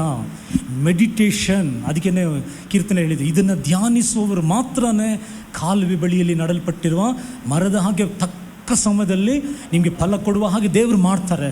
ಇವತ್ತು ನಮಗೆ ಫಲ ಯಾಕೆ ಕೊಡ್ತಾ ಇಲ್ಲ? ಕೇಳ್ತಾ ಇದ್ದೀವಿ, ಕೈಕೊಳ್ತಾ ಇಲ್ಲ, ಅಭ್ಯಾಸ ಮಾಡ್ತಾ ಇಲ್ಲ. ಹೋದ ವಾರ ನಾನು ಹೇಳಿದಲ್ಲ, ಕನ್ನಡಕದಲ್ಲಿ ಮುಖ ನೋಡಿದ ಹಾಗೆ, ಕನ್ನಡದ ಮುಖ ನೋಡಿದ ಅಷ್ಟೇ, ಆಚೆ ಹೋಗಿದ ತಕ್ಷಣ ಮರ್ತೋಗ್ಬಿಡ್ತೀವಿ ನಾವು. ಹಾಗೆಯೇ ದೇವರ ವಾಕ್ಯ ಒಂದೊಂದು ವಾರ ನಾವು ಕೇಳ್ತಾ ಇರುವಾಗ ನಾವೇನು ಮಾಡ್ತಾ ಇದ್ದೀವಿ? ಒಳ್ಳೆ ವಾಕ್ಯ ಸಾರಿದಿರು ಇವತ್ತು ಪಾಸ್ಟ್ ಅಂತ ಏನು ಮಾಡ್ತೀವಿ, ಹೇಳ್ತಾ ಇದ್ದೀವಿ, ಅದನ್ನು ಮರ್ತು ಬಿಡ್ತಾ ಇದ್ದೀವಿ. ನಾನು ನಿಮಗೊಂದು ಕ್ವಶನ್ ಕೇಳ್ತೀನಲ್ಲ, ಯೌವನಸ್ಥರಿಗೆ, 5 ವಾರದಿಂದ ಅಂತ ಅನಿಸ್ತದೆ, ಬೈಬಲಲ್ಲೇ ನಮಗೆ ಆಶೀರ್ವಾದ, ಇದು ಸತ್ಯವೇದದಲ್ಲೇ ನಮ್ಮ ಜಯದ ಪುಸ್ತಕ ಅಂತ ಇಷ್ಟು ಪ್ರಸಂಗ ಮಾಡ್ತಾ ಇದ್ದೀನಲ್ಲ, ಎಷ್ಟು ಜನ ತೀರ್ಮಾನ ಮಾಡಿ ಈ ಬೈಬಲನ್ನು ಓದಿದ್ದೀರಾ ಅಂತ ನೀವೇ ಯೋಚನೆ ಮಾಡಿ ನೋಡಿ, ಇಲ್ವಾ? ನೋಡಿ, ಎಷ್ಟು ಕೇಳ್ತಾ ಇದ್ದೀವಿ, ಮಾಡೋದಿಲ್ಲ. ನಾನು ಹೇಳ್ತೀನಿ ನೋಡಿ, ಪುಲ್ಪಿಟ್ನಲ್ಲಿ ನಿಂತು ನಮಗೆ ಪ್ರಸಂಗ ಮಾಡಿದ ಮೇಲೆ ನಾನು ಡೈಲಿ ನಮಗೆ ಸಮಯ ಸಿಕ್ಕಿ ನಿದ್ರೆ ಬಂದರೆ ಕೂಡ ಕುತ್ಕೊಂಡು ಬೈಬಲ್ ಓದ್ತಾ ಇದ್ದೀನಿ. ನಾನು ಯಾಕೆ ಬೈಬಲ್ ಓದ್ತೀನಿ ಅಂದರೆ, ನಮ್ಮ ಪ್ರಸಂಗ ಮಾಡೋದು ಮಾತ್ರ ಅಲ್ಲ, ಅದನ್ನು ಕೈಕೊಳ್ಳೋಕ್ಕೆ ನಾವು ಕೈಕೊಳ್ಬೇಕು ನಾವು. ಹಲ್ಲೆಲೂಯಾ. ಆಗ ಮಾತ್ರ ಕೆಲಸ ಆಗ್ತದೆ. ಈಗ ನೀವು ಕೇಳ್ತಾ ಇದ್ದೀರಾ, ನೀವು ಕೇಳಿ ನೀವು ಸತ್ಯವೇದಕ್ಕೆ ಮುಖ್ಯತೆ ಕೊಡಲಿಲ್ಲ ಅಂದರೆ ಇದು ಸಕ್ಸಸ್ ಬುಕ್, ಇದು ಜಯದ ಪುಸ್ತಕ. ನಮಗೆ ದೇವರೊಂದು ಉನ್ನತ ಸ್ಥಾನ ಇಟ್ಟಿದ್ದಾರೆ, ಹಾಲು ಜೇನು ಹರಿಯುವ ವಿಶಾಲ ಒಳ್ಳೆ ದೇಶವನ್ನು ಇಟ್ಟಿದ್ದಾರೆ ನಮ್ಮನ್ನು. ಅಲ್ಲಿ ತಲುಪಲಿಕ್ಕೇ ಇದು ಪುಸ್ತಕ. ಇದಕ್ಕೆ ನೀವು ಸಮಯ ಕೊಡಲಿಲ್ಲ ಅಂದರೆ ಆಗೋದಿಲ್ಲ. ಹಾಗಾದ್ರೆ ನಾವು ಓದಬೇಕು ಅದನ್ನು. ಅಲ್ಲಿ ಸಮಯ ಕೊಡುವಾಗ ದೇವರು ಕಲಿಸುವರಾಗಿ. ಈಗ ನೋಡಿ, ಧ್ಯಾನ ಮಾಡಿ ಅವ್ನು ಬರ್ತಾನೆ. ಅಲ್ಲಿ ಬರುವಾಗ ಒಂಟೆಗಳಿಂದ ಆ ಹೆಣ್ಣು ಇಳಿಯೋದನ್ನು ನಾವು ನೋಡ್ತೀವಿ. ಆ ರೆಬೆಕ್ಕ ಕೇಳಿದೆ, ಈತನ ನಮ್ಮ ಯಜಮಾನನ ಅಂತ ಹೇಳುವಾಗ ಕೆಲಸಗಾರನ ಹೇಳ್ತಾರೆ, ಹೌದು, ಈತನೇ ನಮ್ಮ ಯಜಮಾನನು. ಈಗ ಸತ್ಯವೇದ ಹೇಳ್ತಿದ್ದೆ, ಮುಂದೆ ನೀವು ಓದುವ ಸಮಯದಲ್ಲಿ ಓದಿ ಆ ವಾಕ್ಯನ ಮುಂದೆ. ಹಾಂ,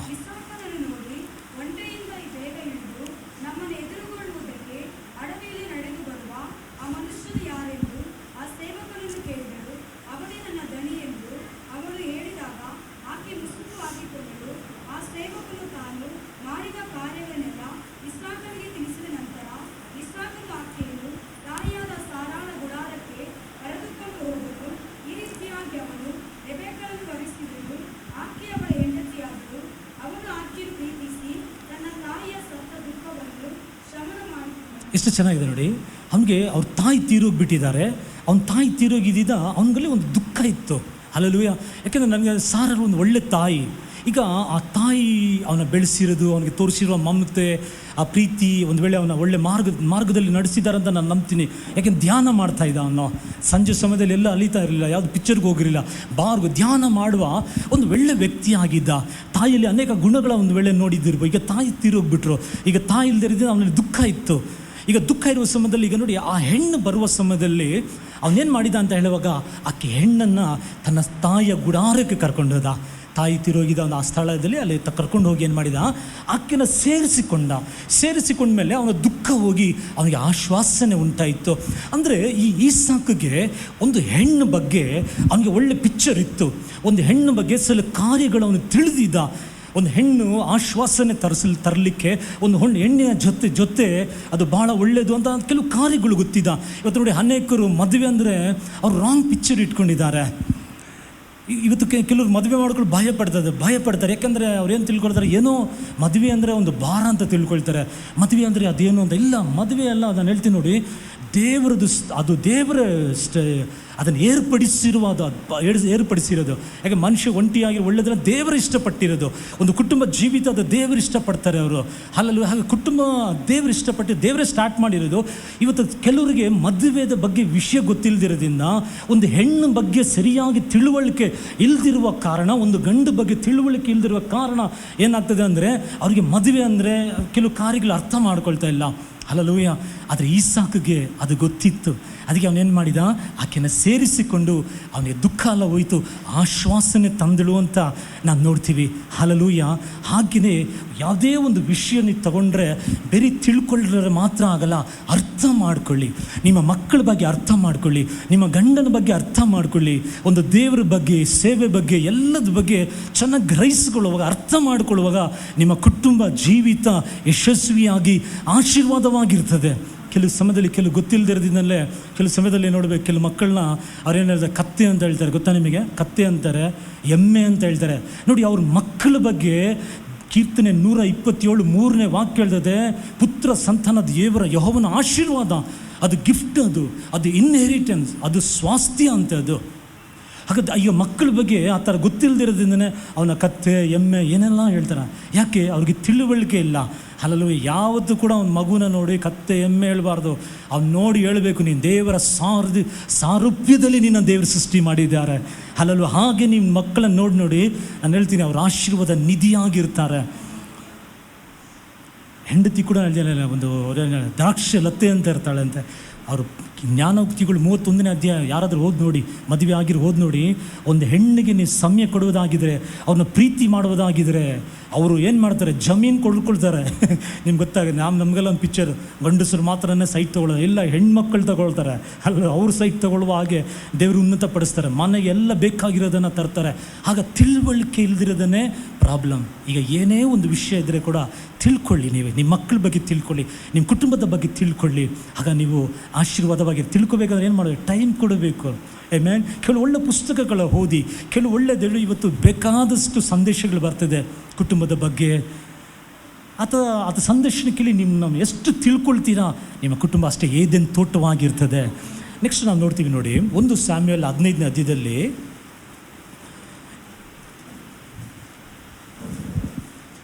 22ನೇ ವಾಕ್ಯ ಹೋದನ್ನ, ಅದಕ್ಕೆ ಸ್ಯಾಮ್ಯುಯಲನ್ನು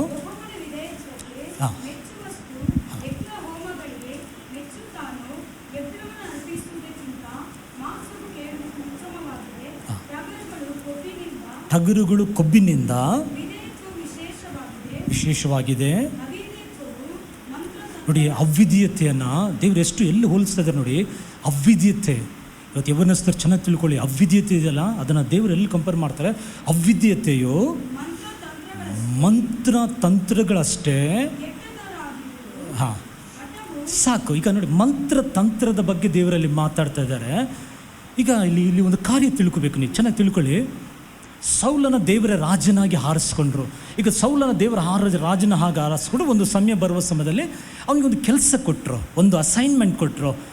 ದೇವರು ಹೇಳಿದರು ನೋಡಿ, ಈ ಅಮೇಲೆಕರಿದಾರಲ್ಲ, ಅವರು ತುಂಬ ತೊಂದರೆ ಕೊಡ್ತಾಯಿದ್ರು. ಅದನ್ನು ಎಕ್ಸ್ಪ್ಲೇನ್ ಮಾಡೋಕ್ಕೆ ಟೈಮ್ ಬರಲ್ಲ. ತುಂಬ ತೊಂದರೆ ಕೊಡ್ತಾಯಿದ್ರು. ಅವರು ತುಂಬ ಕಠಿಣವಾಗಿ ನಡ್ಕೊಳ್ತಾಯಿದ್ರು. ಇಸ್ರೇಲ್ ಜನಗಳು ಜಸ್ಟ್ ದಾಟಿ ಹೋಗ್ತೀವಿ ನಾವು, ಈ ಹಾದಿ ನಮಗೆ ಅವಕಾಶ ಕೊಡಿ ಅಂತ ಕೂಡ ಅವಕಾಶ ಕೊಡಲಿಲ್ಲ ಅಂತ ಅವರು ದೇವ್ರ ಮಕ್ಕಳಿಗೆ ತೊಂದರೆ ಮಾಡಿದ. ದೇವ್ರು ಹೇಳಿದ್ರು, ಈ ಅಮೇಲೆಕರು ನಮಗೆ ಬೇಡ, ಭೂಮಿಯಿಂದಲೇ ಅವರ ಸರ್ವನಾಶ ಮಾಡಿಬಿಡು ಅಂತ, ಯಾವುದು ಬೇಡ ನಮಗೆ ಅಂತ ಈ ದೇವ್ರು ಏನು ಮಾಡೋದು, ಹೋಗಿ ಯುದ್ಧ ಮಾಡು, ಅವ್ರು ನಮ್ಗೆ ಏನು ಬೇಡ, ಅವ್ನು ಯಾವುದು ಬೇಡ ಅಂತ ಹೇಳಿ ಕಳಿಸಿದ್ರು. ಈಗ ದೇವರು ಮಾತು ಕೊಟ್ಟಿದ್ದಾರೆ. ಈಗ ಮಾತು ಕೊಟ್ಟ ಮೇಲೆ ಇವನು ಹೋದ, ಸೌಲ ಹಾಗೇನೆ ಹೋದರು, ಹೋಗಿ ಯುದ್ಧ ಮಾಡಿದರು, ಯುದ್ಧದಲ್ಲಿ ಜಯಿಸಿದರು. ಈಗ ಈ ಸೌಲ್ಗೆ ಒಂದು ಪಿಕ್ಚರ್ ಇತ್ತು ಅವ್ರ ಜೀವಿತದಲ್ಲಿ. ಏನು ಪಿಕ್ಚರ್ ಇತ್ತು ಅಂತ ಹೇಳೋ ಸಮಯದಲ್ಲಿ, ಈ ಮಂತ್ರ ಮಾಡಿಸ್ತಾರೆ ಎಲ್ಲ. ಈ ಮಂತ್ರ ಮಾಡಿಸೋರು ಏನು ಮಾಡ್ತಾರೆ ಅಂತ ಹೇಳೋ ಸಮಯದಲ್ಲಿ, ಅವ್ರು ಮುಂದೆ ಬರಬೇಕು ಜೀವಿತದಲ್ಲಿ. ಈ ಬಿಸ್ನೆಸ್ಸಲ್ಲಿ ಏನಾದರೂ ಮುಂದೆ ಬರಬೇಕಂದ್ರೆ ಮಂತ್ರ ಮಾಡಿಸ್ತಾರೆ. ಮನೇಲಿ ನೋಡ್ತೀರ, ತಗಡು ಕಟ್ಟಿರ್ತಾರೆ, ತೆಂಗಿನಕಾಯಿ ಕಟ್ಟಿರ್ತಾರೆ, ಏನೆಲ್ಲ ಹೇಗೆ ಕಟ್ಟಿರ್ತಾರೆ ಅಂತ ಹೇಳೋ ಬಿಸ್ನೆಸ್ಸಲ್ಲಿ ಅಂಗಡಿಗಳೆಲ್ಲ. ಇವ್ರು ಮುಂದೆ ಬರಬೇಕಂದ್ರೆ ಅದನ್ನು ಮಾಡೋರಾಗಿರ್ತಾರೆ ಮಂತ್ರ. ಅಂದರೆ ಅದೇನು ತೋರಿಸ್ತದೆ ಅಂದರೆ ಅದು ಸ್ವಾರ್ಥ ತೋರಿಸ್ತದೆ. ನಾನು ಹೇಗಾದರೂ ಮುಂದೆ ಬರಬೇಕು ಅಂತ ಏನೋ ಒಂದು ಮಾಡಿಸ್ತಾರೆ. ಈ ತಂತ್ರ ಅಂತ ಹೇಳ್ತೀವಿಲ್ಲ, ತಂತ್ರ ಅಂದರೆ ಬಿಲ್ಲಿ ಸುಣ್ಣಿ ಅಂತ ತಮಿಳಲ್ಲಿ ಇರ್ತದೆ. ಈ ತಂತ್ರ ಏನು ಮಾಡಿಸ್ತದೆ ಅಂತ ಹೇಳುವ ಸಮಯದಲ್ಲಿ ಅವನು ನಾಶ ಆಗಿ ಹೋಗ್ಬಿಡಬೇಕು, ಅವನ ಜೀವಿತದಲ್ಲಿ ಮುಂದೆನೇ ಬರಬಾರ್ದು.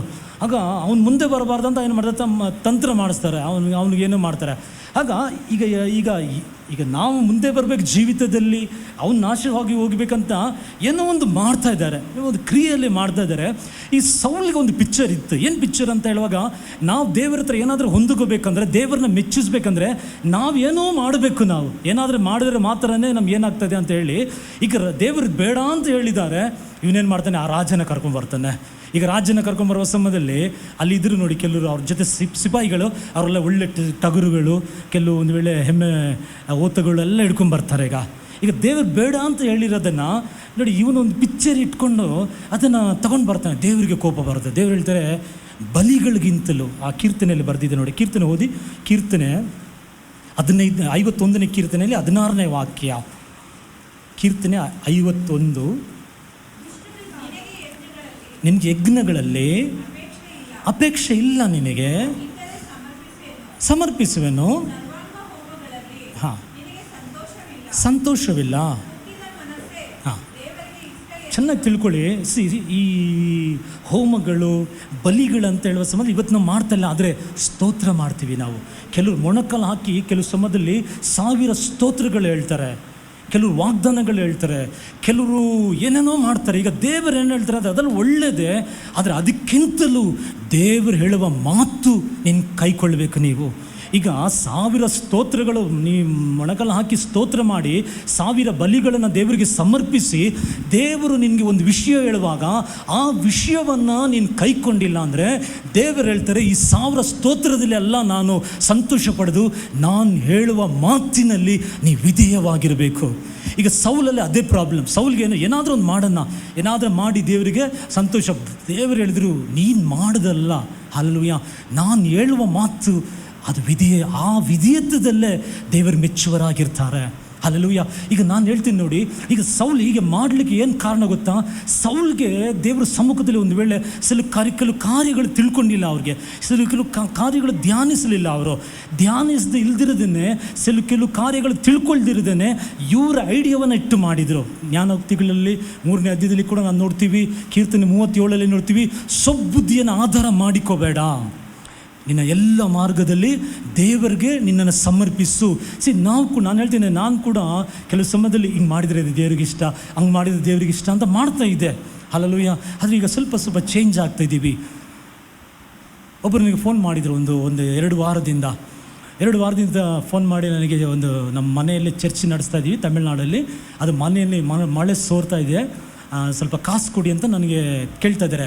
ನಾನು 2 ವಾರದಿಂದ ದೇವ್ರ ಸಮ್ಮುಖದಲ್ಲಿ ಪ್ರಾರ್ಥನೆ ಮಾಡ್ತಾ ಇದ್ದೀನಿ, ದೇವರು ಏನೂ ಉತ್ತರನೇ ಕೊಡ್ತಾ ಇಲ್ಲ. ಚರ್ಚದನ್ನು ಕಟ್ತಾ ಇದ್ದಾರೆ ಅಂತ ನಾನು ಯೋಚನೆ ಮಾಡೋದು. ನೋಡಿ, ಇವಾಗ ಬಂಗಾರ ಇಲ್ಲಿ ಡಬಲ್ ರೋಡಲ್ಲಿ ಒಂದು ಚರ್ಚ್ ಕಟ್ತಾ ಇದ್ದಾರೆ, ಅದಕ್ಕೆ ಧಾರಾಳವಾಗಿ ಕೊಟ್ಟು ಇನ್ನೊಬ್ಬರು ಸೈಟ್ ತೊಗೊಂಡ್ರು ಚರ್ಚ್. ಈಗ ಅವರು ಕೂಡ ನಾನು ಸಹಾಯ ಮಾಡಿ, ಇದೆಲ್ಲ 1 ತಿಂಗಳಲ್ಲೇ ನಡೆದಿರೋದು. ಈಗ ಅವ್ರು ಕೊಟ್ಟೆ ಇವ್ರಿಗೆ ಕೊಟ್ಟೆ, ಆದರೆ ಈತನಿಗೆ ಮಾತ್ರ ಕೊಡೋಕ್ಕಾಗ್ತಾ ಇಲ್ಲ. ಆಗ ಈತನ ಪರಿಸ್ಥಿತಿ ಇದೆ ನೋಡಿ. ಈತನ ಬ್ಯಾಂಗ್ಳೂರಲ್ಲಿ ಇರುವ ಸಮಯದಲ್ಲಿ ನನ್ನನ್ನೇ ದೇವರ ಹೆಸರು ಹೇಳಿ ಅನೇಕ ಸಮಯ ಕಾಸು ಏಮಾರಿಸಿಬಿಟ್ಟಿದ್ದಾರೆ ನನಗೆ. ಅನೇಕ ಸಮಯದಲ್ಲಿ ಕಾಸು ಏಮಾರಿಸಿ ಕಾಣಿಕೆಯಿಂದೆಲ್ಲ ಕಾಸು ಕೊಟ್ಟಿದ್ದೀನಿ ನಾನು.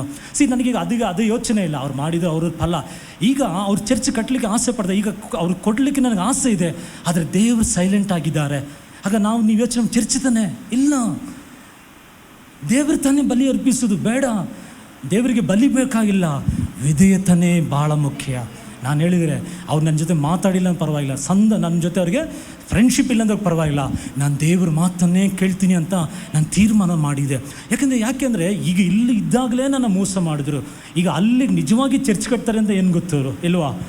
ಆಗ ಅಲ್ಲಿ ಕೂಡ ಬೇರೆ ಏನಾದ್ರು ಮಾಡ್ಬೋದು, ಅದು ನಮಗೆ ಗೊತ್ತಿಲ್ಲ.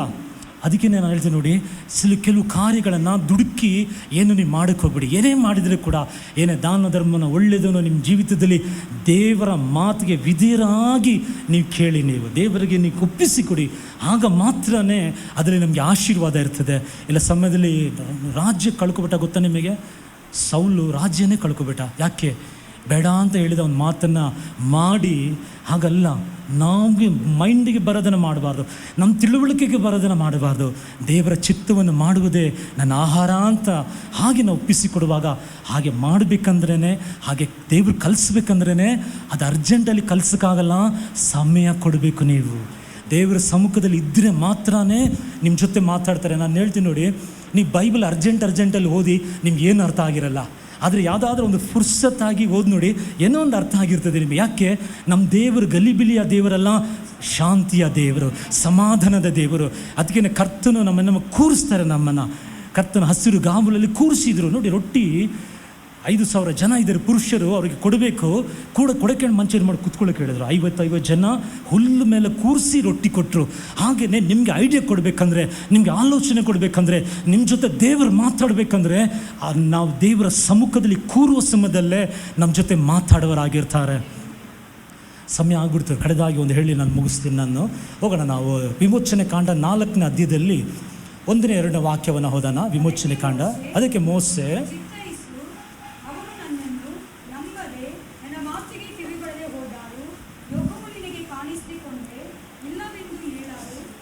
ಸಾಕು. ಇಲ್ಲಿ ನಾವು ನೋಡ್ತೀವಿ, ಮೋಸೆ 40 ವಯಸ್ಸು ತನಕ ಶೂರನಾಗಿದ್ದರು. ಎಲ್ಲ ಕಲೆ ಅವ್ರಿಗೆ ಗೊತ್ತಿತ್ತು. ಈಜಿಪ್ಟಲ್ಲಿ ಇಸ್ಕೋನ್ ಮತ್ತು ರಾಮಸಿ ಅಂತ 2 ಪಟ್ಟಣಗಳನ್ನು ಕಟ್ಟಲಿಕ್ಕೆ ಇವರೇ ಆರ್ಕಿಟೆಕ್ಟ್ ಆಗಿದ್ರು. ಅಲ್ಲಿ ಮುಂದೆ ನಿಂತು ದೊಡ್ಡ ದೊಡ್ಡ ಪಟ್ಟಣಗಳನ್ನು ಮೋಸೆ ಕಟ್ಟಿಸಿದರು. ಸಾಮರ್ಥ್ಯ ಇತ್ತು, ಟ್ಯಾಲೆಂಟ್ ಇತ್ತು, ಎಲ್ಲ ಇತ್ತು. 40 ವಯಸ್ಸಲ್ಲಿ ದೇವರಿಗೆ ಕಾಯ್ದೆ ಏನು ಮಾಡಿಬಿಟ್ರು, ಆತನೇ ಒಂದು ರಕ್ಷಕನಂತ ಗೊತ್ತಿತ್ತು ಅವರಿಗೆ. ಇಸ್ರಾಯೇಲ್ ಜನ ಬಿಡಿಸೋಕ್ಕೆ ನಾನೇ ರಕ್ಷಕನಂತ ದುಡುಕಿ ಒಂದು ಐಗುಪ್ತನನ್ನು ಕೊಲೆ ಮಾಡಿಬಿಟ್ಟು, ಕೊಲೆ ಮಾಡಿದ ಮೇಲೆ ಏನಾಯಿತು, ಫಾರೋನ್ ಗೊತ್ತಾಯಿತು. ಫಾರೋನ್ಗೆ ಭಯಪಟ್ಟು ಊರು ಬಿಟ್ಟು ಹೋಗ್ಬಿಟ್ರು. ಈಗ ಊರು ಬಿಟ್ಟು ಹೋಗಿ ಏನಾಯಿತು, 40 ವರ್ಷ ಕುರಿ ಮೇಯಿಸೋಕ್ಕೆ ಶುರು ಮಾಡಿದರು. ಒಂದು ಕಡೆ ಹೋಗಿ ಅವ್ರ ಮಾವನ ಮೇಲೆ 40 ವರ್ಷ ಕುರಿ ಮೇಯಿಸ್ತಾ ಇದ್ರು. ಈಗ 40 ವರ್ಷದಲ್ಲಿ ಓಡಿದ್ರು. ಈಗ 40 ವರ್ಷ ಕುರಿ 80 ವಯಸ್ಸಾಗ್ಬಿಡ್ತು. ಈಗ ದೇವರು ಸಂಧಿಸಿದರು. 4ನೇ ಅಧ್ಯಾಯದಲ್ಲಿ ನಿಮ್ಮ ಮನೆಗೆ ಹೋಗಿ ದೇವರು ಸಂಧಿಸಿದರು. ದೇವರು ಮೋಸೆ ಜೊತೆ ಈಗ ಬಂದು ಮಾತಾಡ್ತಾ ಇದ್ದಾರೆ. ದೇವರು ಏನು ಮಾತಾಡ್ತಾ ಇದ್ದಾರೆ ಅಂದರೆ, ನೋಡಿ, ನನ್ನ ಜನಗಳ ಕೂಗು ನನಗೆ ಮುಟ್ಟಿದೆ, ಅವ್ರನ್ನ ಬಿಡಿಸೋದಕ್ಕಾಗಿ ನಾನು ನಿನ್ನನ್ನು ಕಳಿಸ್ತೀನಿ, ನೀನು ಬಾ ಅಂತ ಹೇಳುವಾಗ ಈಗ ಮೋಸೆ ಮಾತಾಡಿದೆ. ಅವ್ರು ಏನು ಗ್ಯಾರಂಟಿ? ಅಲ್ಲಿ ನಾನು ಹೋದರೆ ನಿನಗೇನು ದೇವರು ಕಾಣಿಸ್ಕೊಬಿಟ್ಟಿದ್ದಾರಾ ಅಂತ ಹೆಂಗೆ ಹೇಳ್ತೀನಿ? ನಾನು ಏನು ಗ್ಯಾರಂಟಿ? 11, 12 ವಾಕ್ಯ ಎಲ್ಲ ಓದಿ ನೋಡಿ. ನನ್ನ ಮಾತು, ನನ್ನ ತೊದಲು ಮಾತು, ನನ್ನ ನಾಲ್ಗೆ, ಮಂದ ನಾಲ್ಗೆ ನನಗೆ ನಿನ್ನ 40 ವರ್ಷ ಗಂಟ ಸಾಮರ್ಥ್ಯ ಇತ್ತು. 40 ವರ್ಷ ಗಂಟ ನಿನಗೆ ನಾನೇ ರಕ್ಷಕ, ಇವನ್ನ ಬಿಡಿಸೋದಕ್ಕೆ ನಾನೇ ಅಂತ ನಿನಗೆಲ್ಲ ಗೊತ್ತಿತ್ತು. ಮತ್ತು ಈಗ ಏನಾಯಿತು? ಈಗ ನೋಡಿ, ಎಲ್ಲ ಮರೆತು ಬಿಟ್ಟರು. ಈಗ ಅವರು ಅವಿಶ್ವಾಸನೆ ಮಾತಾಡ್ತಾರೆ, ನನಗೆ ಹೋಗೋಕ್ಕಾಗಲ್ಲ, ಅವ್ರು ಹಂಗೆ ಮಾಡಿದ್ರೆ ಹಿಂಗೆ ಮಾಡಿದರೆ. ಈಗ ದೇವರು ಇವನ್ನ ಫಾರೋನ್ ಹತ್ರ ನಿಲ್ಲಿಸೋಕ್ಕಿಂತ ಮುಂಚೆ ಈತನನ್ನು ನಂಬುವಂತೆ ಮಾಡಬೇಕು. ಅದಕ್ಕೆ ದೇವರು ಏನು ಹೇಳಿದ್ರು, ನಿನ್ನ ಕೋಲನ್ನು ಕೆಳಗಡೆ ಹಾಕು. ಮೋಸೆ ಕೋಲು ಹಾಕಿದ್ರು ಕೆಳಗಡೆ. ಕೋಲನ್ನು ಈಗ ದೇವರು ಹೇಳಿದರು, ಅದು ಸರ್ಪವಾಯಿತು. ಈಗ ಮೋಸೆ ನೋಡಿದ್ರು, 40 ವರ್ಷದಿಂದ ಈ ಕುರಿ ಮೇಯಿಸುವ ಕೋಲು ನನ್ನ ಕೈಯಲ್ಲೇ ಇತ್ತಲ್ಲ, ಇದುವರೆಗೂ ಇದರಲ್ಲಿ ನೋಡದೇ ಇರುವ ಒಂದು ವ್ಯತ್ಯಾಸವನ್ನು ಇವತ್ತು ನಾನು ನೋಡ್ತಾ ಇದ್ದೀನಿ. ಇವತ್ತು 40 ವರ್ಷ ಕೋಲಿತ್ತು, ಅದು ಯಾವತ್ತು ಸರ್ಪ, ಇವತ್ತು ಸರ್ಪ ಆಗ್ತಾ ಇದೆಲ್ಲ. ಅಲ್ಲೂ ಅದನ್ನು ಮತ್ತೆ ದೇವರು ಹೇಳಿದ್ರು, ನಿನ್ನ ಕೈಯನ್ನು ಏನು ಮಾಡಂತ ಮಡಿಯಲ್ಲಿ ಹಾಕು ಅಂತ ಹೇಳುವಾಗ ಕೈಯನ್ನು ಮಡಿಯಲ್ಲಿ ಹಾಕೋ ತುಂಡು ಬರ್ತದೆ, ಅದರಲ್ಲಿ ಕುಷ್ಠರೋಗ ಬಂದ್ಬಿಡ್ತದೆ. ಅದನ್ನು ಆಚೆ ತೆಗೆಯುವಾಗ ಮತ್ತೆ ದೇವರೆಲ್ಲ ನಿನ್ನ ಕೈಯನ್ನು ಮಡಿಯಲ್ಲಿ ಹಾಕಿದ್ರೆ ಮತ್ತೆ ಅದನ್ನು ಹಾಕುವಾಗ ಅದು ಸೌಖ್ಯವಾಗ್ತದೆ. ಈಗ ನೋಡಿ, ಈಗ ಕೋಲಾದರೆ 40 ವರ್ಷ, ಈಗ ಕೈ 80 ವರ್ಷದಿಂದ ನೋಡಿದ್ದಾರೆ. ಈ ಕೈ 80 ವರ್ಷದಿಂದ ಈ ರೀತಿಯಲ್ಲಿ ಒಂದು ಅದ್ಭುತವನ್ನೇ ನಾನು ನೋಡಿಲ್ವಲ್ಲ, ಈಗ ನೋಡ್ತಾ ಇದ್ದೀನಲ್ಲ ಅಂತ ಆಗ ಆಶ್ಚರ್ಯ ಪಡ್ತಾರೆ. ಆದರೆ ಈಗ ನೀವು ಯೋಚನೆ ಮಾಡಿ ನೋಡಿ, ಈಗ ಯಾಕೆ ದೇವರು ಈ ಅದ್ಭುತಗಳನ್ನು ಮಾಡಬೇಕು, ಯಾಕೆ ದೇವರು ತನಗೆ ಇದೆಲ್ಲ ಮಾಡಬೇಕಂತ ಹೇಳುವಾಗ ಮೋಸೆ ನಂಬ್ತಾ ಇಲ್ಲ. ಮೋಸೆ ಅಲ್ಲಿ ಹೋಗಬೇಕು, ನಾನು ದೇವ್ರನ್ನ ನಿನ್ನ ಜೊತೆ ಇರ್ತೀನಿ ಅಂತ ನಂಬ್ತಾ ಇಲ್ಲ. ಈಗ ಮೋಸೆ ಅಲ್ಲಿ ಹೋಗಿ ಫಾರೋನ್ ಹತ್ರ ನಿಂತು ಮಾತಾಡಬೇಕಂದ್ರೆ ಫಸ್ಟ್ ಮೋಸೆಗೆ ನಂಬುವಂತೆ ಮಾಡಬೇಕು. ಈಗ ಮೋಸೆಗೆ ನಂಬಿಕೆ ಇದ್ದರೆ ನಾನು ಹೋಗಿ ಮಾತಾಡೋದಲ್ಲಿ, ಅದಕ್ಕೆ ಈ ಥರ ಅದ್ಭುತಗಳನ್ನು ಮಾಡಿ ಆತನಿಗೆ ದೇವರು ಕನ್ವಿನ್ಸ್ ಮಾಡ್ತಾ ಇದ್ದಾರೆ. ನಾನಿನ್ನು ಕರೆದಿದ್ದೀನಿ ಒಂದು ಉದ್ದೇಶದಿಂದ. ಈಗ ನಾನು ಹೇಳ್ತೀನಿ ನೋಡಿ, ನಮ್ಮ ಆವಾಗಲೇ ಹೇಳಿದ್ನಲ್ಲ, ಅನ್ನ ತಿಂದರೆ ತಲೆನೋವು ಹೋಗ್ತದೆ ಅಂತ ನಮ್ಮ ಮೈಂಡ್ ಫಿಕ್ಸ್ ಆಗಿಬಿಟ್ಟಿದೆ ಕೆಲವುದಲ್ಲೆಲ್ಲ. ನೀವು ಹಾಗೆಯೇ ಹೋಗ್ತಾ ಇದ್ದೀವಿ. ಈಗ ದೇವರು ಹೇಳ್ತಾರೆ, ನಿನ್ನ ದೊಡ್ಡ ಜನಾಂಗವಾಗಿ ಮಾಡ್ತೀನಿ, ನಿನ್ನ ಆಶೀರ್ವಾದ ನಿಧಿಯಾಗಿ ಮಾಡ್ತೀನಿ, ನಿನ್ನ ಉನ್ನತ ಸ್ಥಾನಕ್ಕೆ ತರ್ತೀನಿ ಅಂದರೆ ನಮ್ಮ ಮನಸ್ಸಿಗೆ ಅಕ್ಸೆಪ್ಟ್ ಮಾಡ್ತಾ ಇಲ್ಲ. ಇದು ಹೆಂಗಾಗ್ತದೆ ಅಂತ. ಈಗ ನಮ್ಮನ್ನು ಆ ಉನ್ನತ ಸ್ಥಾನಕ್ಕೆ ತರೋದಾಗಲಿ, ಆಶೀರ್ವಾದ ನಿಧಿಯಾಗಿ ಮಾಡೋದಾಗಲಿ, ಅದನ್ನು ಬೋಧಿಸಬೇಕಂದ್ರೆ ದೇವರು ಟೈಮ್ ತಗೊಳ್ತಾರೆ.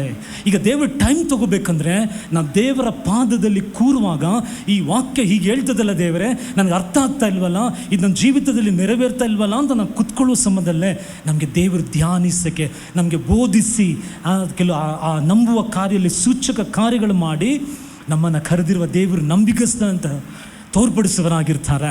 ಹಲ್ಲೆಲೂಯಾ. ಆಗ ನಂಬಿಕೆ ಇಲ್ಲದೆ ನಾವು ದೇವರ ಹತ್ರ ಏನು ಹೊಂದ್ಕೊಳ್ಳೋಕ್ಕಾಗಲ್ಲ, ನಂಬಿಕೆ ಇಲ್ಲದೆ ದೇವರನ್ನ ಮೆಚ್ಚಿಸೋಕ್ಕಾಗಲ್ಲ. ಆಗ ಆ ನಂಬಿಕೆ ತರಲಿಕ್ಕೇನೆ ದೇವರು ಏನು ಮಾಡ್ತಾರೆ ಅಂತ ಹೇಳುವಾಗ ಕೂರಬೇಕು ನಾವು. ಈಗ ಅದನ್ನೇ ನಾವು ಮಾಡೋದಿಲ್ಲ. ಯವನಸ್ಥರು ಕೇಳಿ ಅಲ್ಲಿ ಓಡ್ತಾರೆ, ಎಲ್ಲಿ ಓಡ್ತಾರೆ, ಏನೆಲ್ಲ ಮಾಡ್ತಾರೆ. ಆದರೆ ಯಾವತ್ತೂ ಕೂಡ ಇದನ್ನು ಒಂದು ಕೂತ್ಕೊಂಡು ಇದು ಏನು ಹೇಳ್ತಿದೆ, ಇದು ಏನು ಬರ್ದಿದ್ದಲ್ಲ ಅಂತ ನಾವು ಇದನ್ನು ನೋಡೋದಿಲ್ಲ ನಾವು. ಹಲ್ಲೆಲೂಯಾ. ಇವತ್ತು ತೀರ್ಮಾನ ಮಾಡೋಣ. ಹೋಗೋಕ್ಕಿಂತ ಮುಂಚೆ 3ನೇ ಸರ್ವಿಸ್ ಜನ ಎಲ್ಲ ಬಂದುಬಿಟ್ರು, ನಿಲ್ಲಿಸ್ತಾ ಇದ್ದೀನಿ.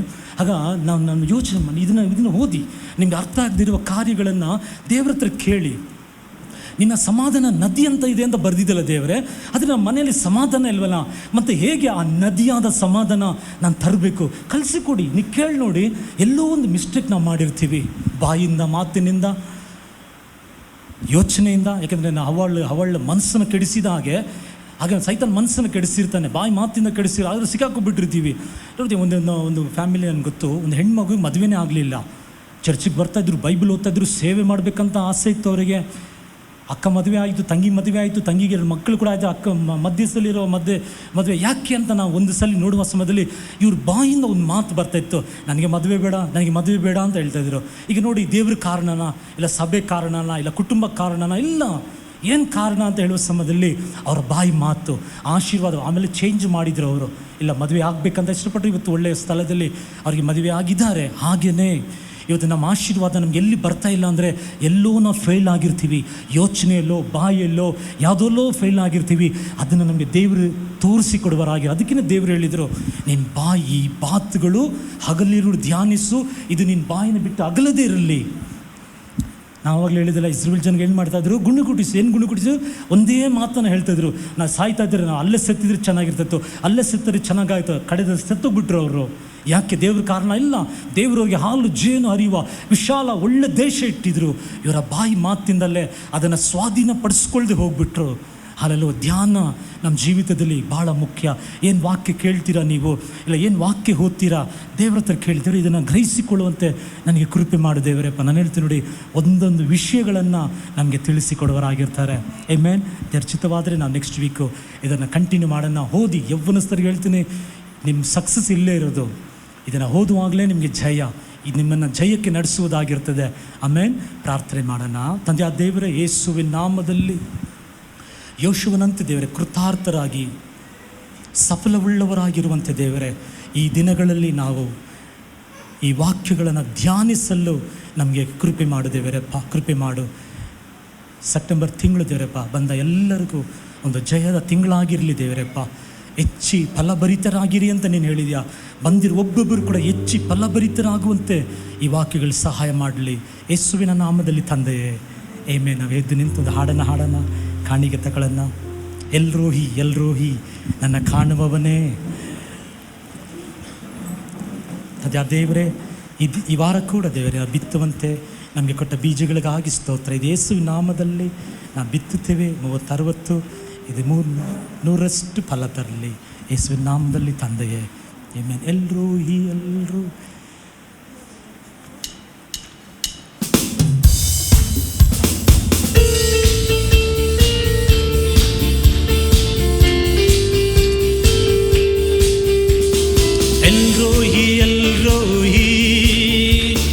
ಎಲ್ಲೆಲ್ಲೂ ಇರುವಾತನೇ, ನನ್ನನ್ನು ಕಾಣುವಾತನೇ. ಸ್ತೋತ್ರ ಸ್ತೋತ್ರ ರಾಜ. ಸರಿ ಹೇಳೋಣ. ಎಲ್ರೋಹಿ, ನಮ್ಮನ್ನು ಕಾಣುವ ದೇವರೇ. ಎಲ್ಲೆಲ್ಲೂ ನನ್ನನ್ನು ಕಾಣುವವನೇ. ಸ್ತೋತ್ರ ಸ್ತೋತ್ರ ರಾಜ.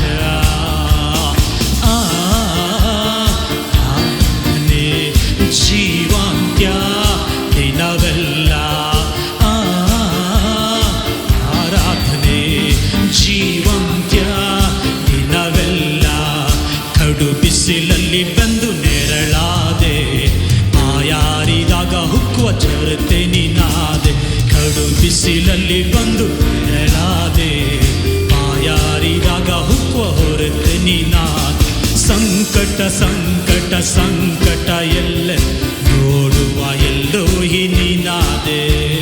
ಸಂಕಟ ಸಂಕಟ ಸಂಕಟ ಎಲ್ಲ ಮನ ಮರುಗುವ ಎಲ್ಲೋಹಿ ನೀನಾದೆ. ಎಲ್ಲೋಹಿ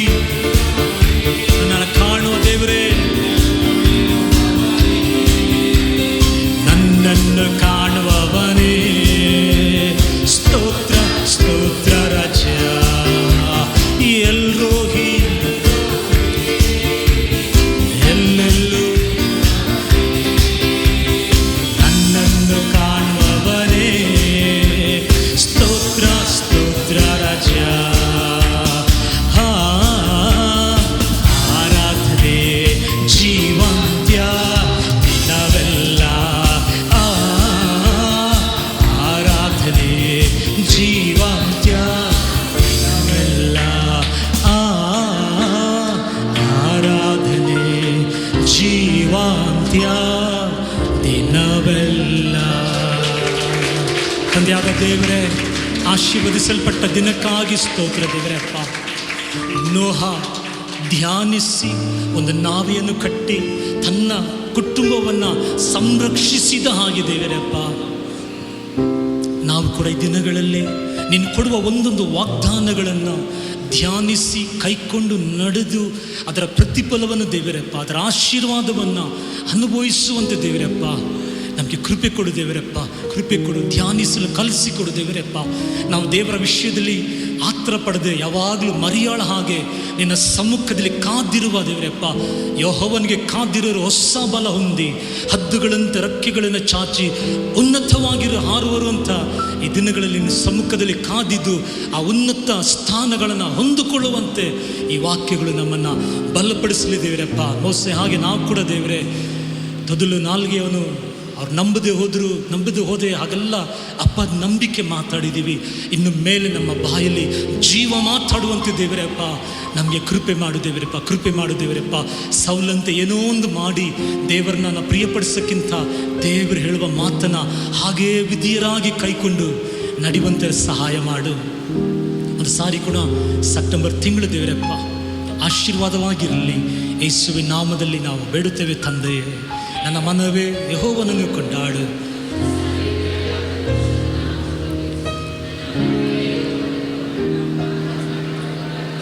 ಕರ್ತನಾದ ಯೇಸು ಕ್ರಿಸ್ತನ ಕೃಪೆಯು, ತಂದೆಯಾದ ದೇವರ ಪ್ರೀತಿ, ಪವಿತ್ರಾತ್ಮನ ಅನ್ಯೋನ್ಯತೆಯು ಕೂಡಿ ಬಂದ ನಮ್ಮೆಲ್ಲರೊಂದಿಗೆ ಎಂದು ಸದಾ ಕಾಲ ಇರಲೇ.